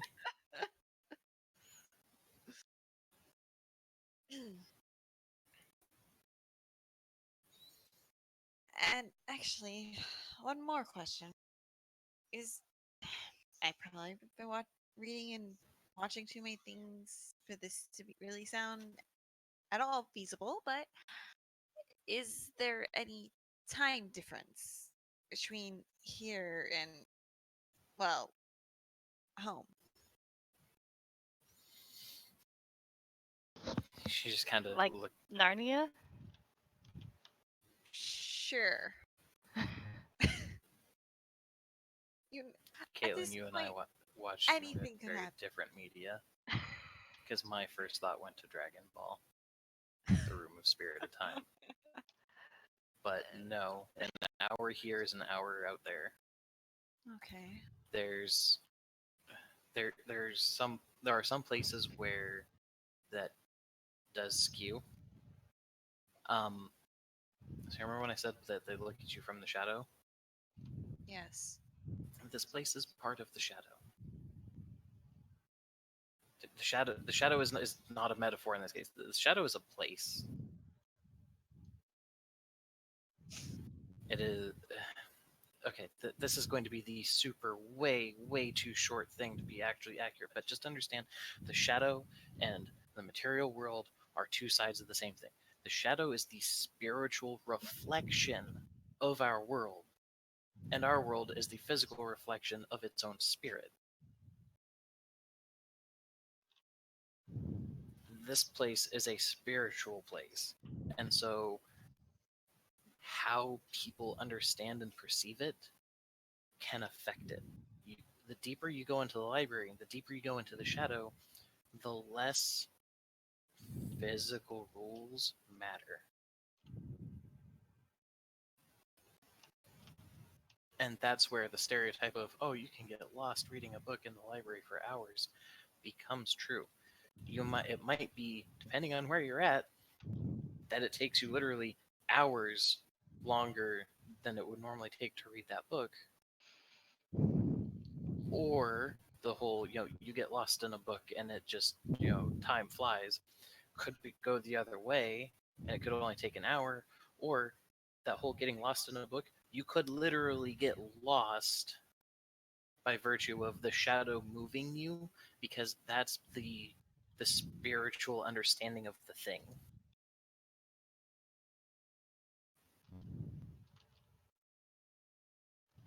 She she blinks a few times. Is there any sections to avoid, I guess? Or is this all just some death trap as is? Well, while you're here, you won't die from exhaustion or malnutrition, because functionally, as soon as you step through that door, you became a spirit. Oh. What wonderful. When you step back out, you'll resume with some like semblance of however long you spent in here happening, but it won't. You could walk out of here in a year and just be really hungry and tired. Or I could walk out here in a year, have missing person posters everywhere. I think if they still have missing person posters up after a year, they're very dedicated.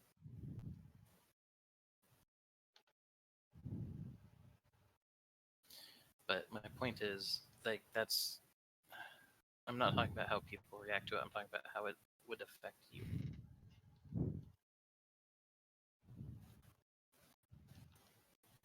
So, as far as places to avoid, uh, they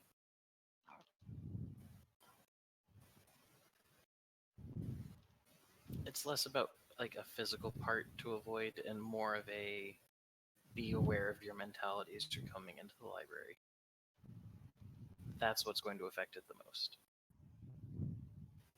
Subconsciousness affects things more as much here as a shovel affects a friggin' pile of dirt. It's at this point that Natalie looks at Caitlin. We cannot bring Brooke here. Disbelief is a separate thing.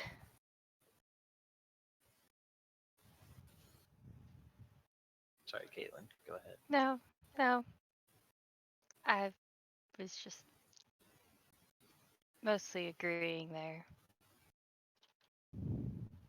Not for a while. I don't see Brooke taking this idea very well. Neither do I. I'm just concerned that there might not be an option.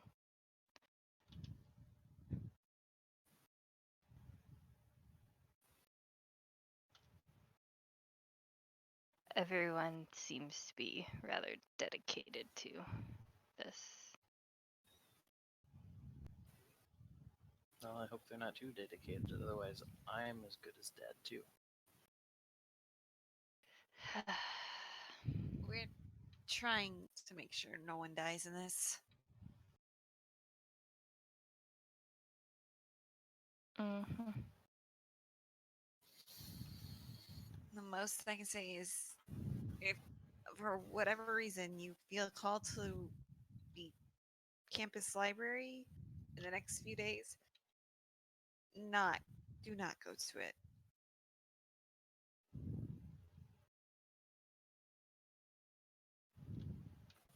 Okay. I mean, I have an entirely new phone now, but I guess that's one of the things that I need to do. But here, I'll show you how to get the door to work. But first, just show me your phone. Natalie would do so. And she opens up your contacts list and all she types in for like the name and the number is just Mindwalker. And then when she hands it back to you, she says, "If you call that, it'll get a hold of me." Mental note: do not let anyone see my phone. Get off the keyboard. Oh, like at which point she just kind of like points at it with her, just kind of casually. No one but that contact is functionally enchanted, I guess. Only either somebody stronger than me or somebody that I allow will actually be able to see it. Oh, that makes it a lot simpler. I'm saying mind magic, it's great.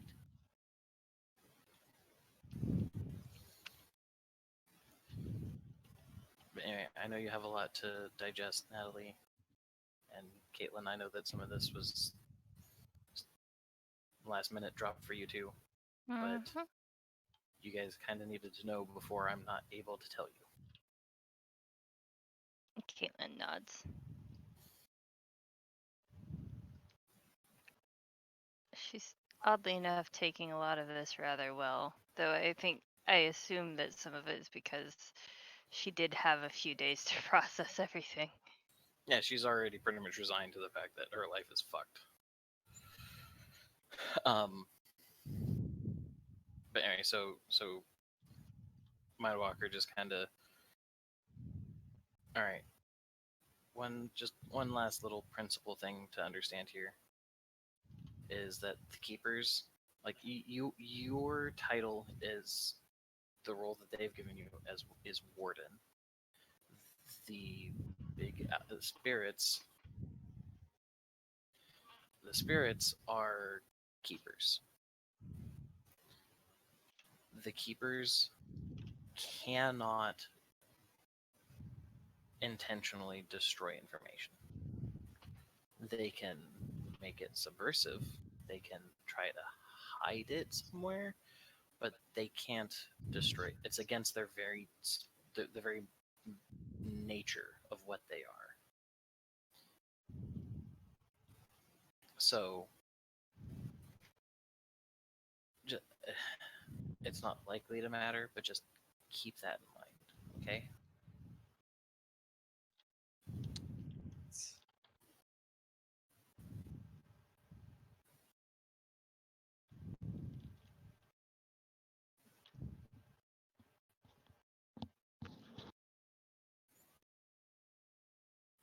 Is there anything else I can help you to with before I show you how this door works?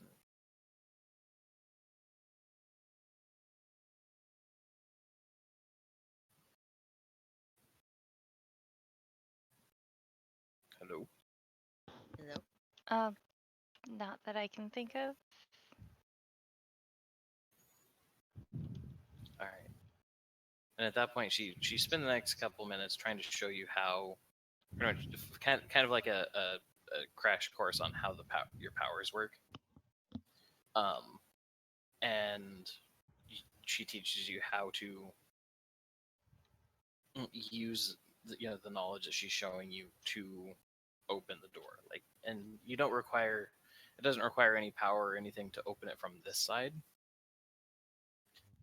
but it does going the other way.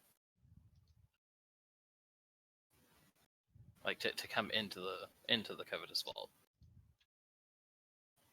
Yeah. And yeah, so that's there you go. So once you guys head out, Mindwalker says that they're gonna stay behind. They have some stuff that they need to get looked up,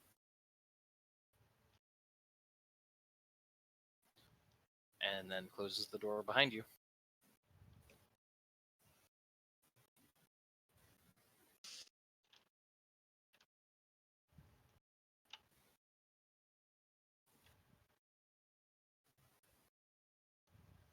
All right. Well, that was Happened. a lot of information.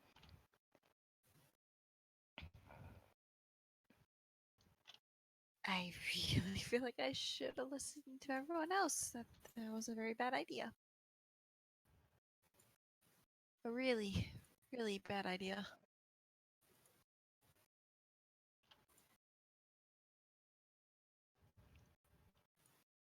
Oh boy. On the other hand, we need to figure out how to dissuade people.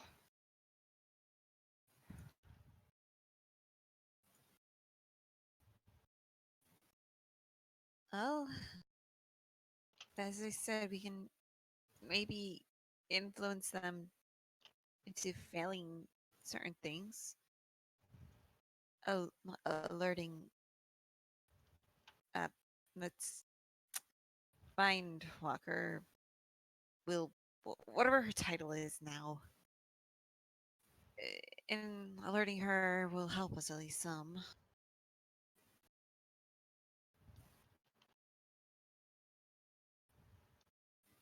Mm-hmm.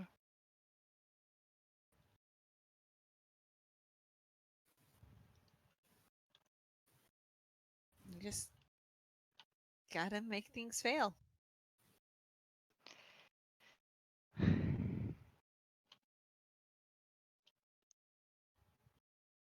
it wrong that I imagine that Yumiko would still want to carry on, Personally, even if she knew the risk? I do not know with her.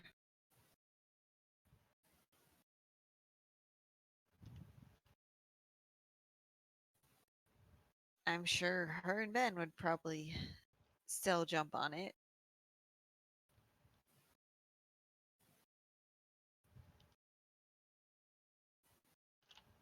This is just weird.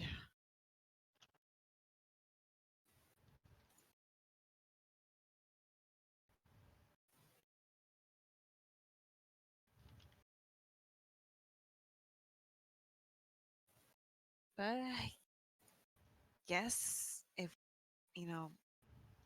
at least have something to do on free times.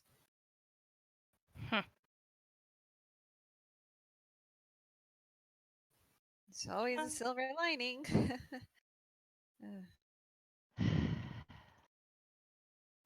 Can never be said that life is boring.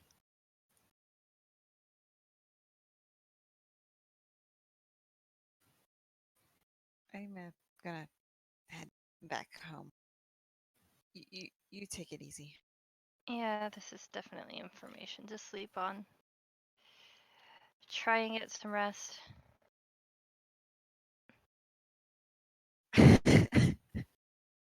I know.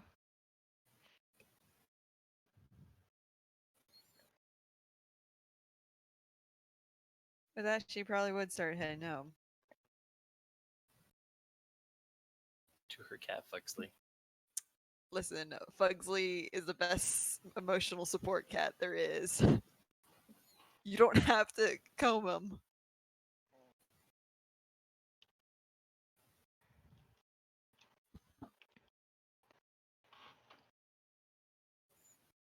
All right, so I think that that's probably our closing shot for the night.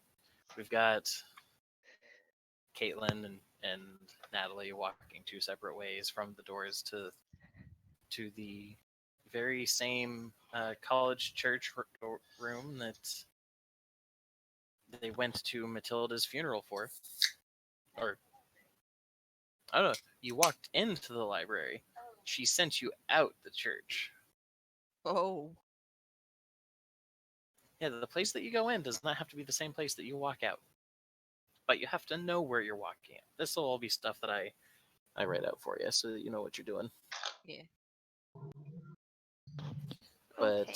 yeah, so just camera slowly panning out as they walk further and further from one another. Then over time, or as they get further out, camera pans upwards and you just see all the lights from all of this city, Tacoma in the background. Hear the freeway in the distance. Hear the sirens in the background. Mm-hmm. Because by this point, it's easily 10:30 at night, and two women just pretty much got told that they have a spiritual gun to their head.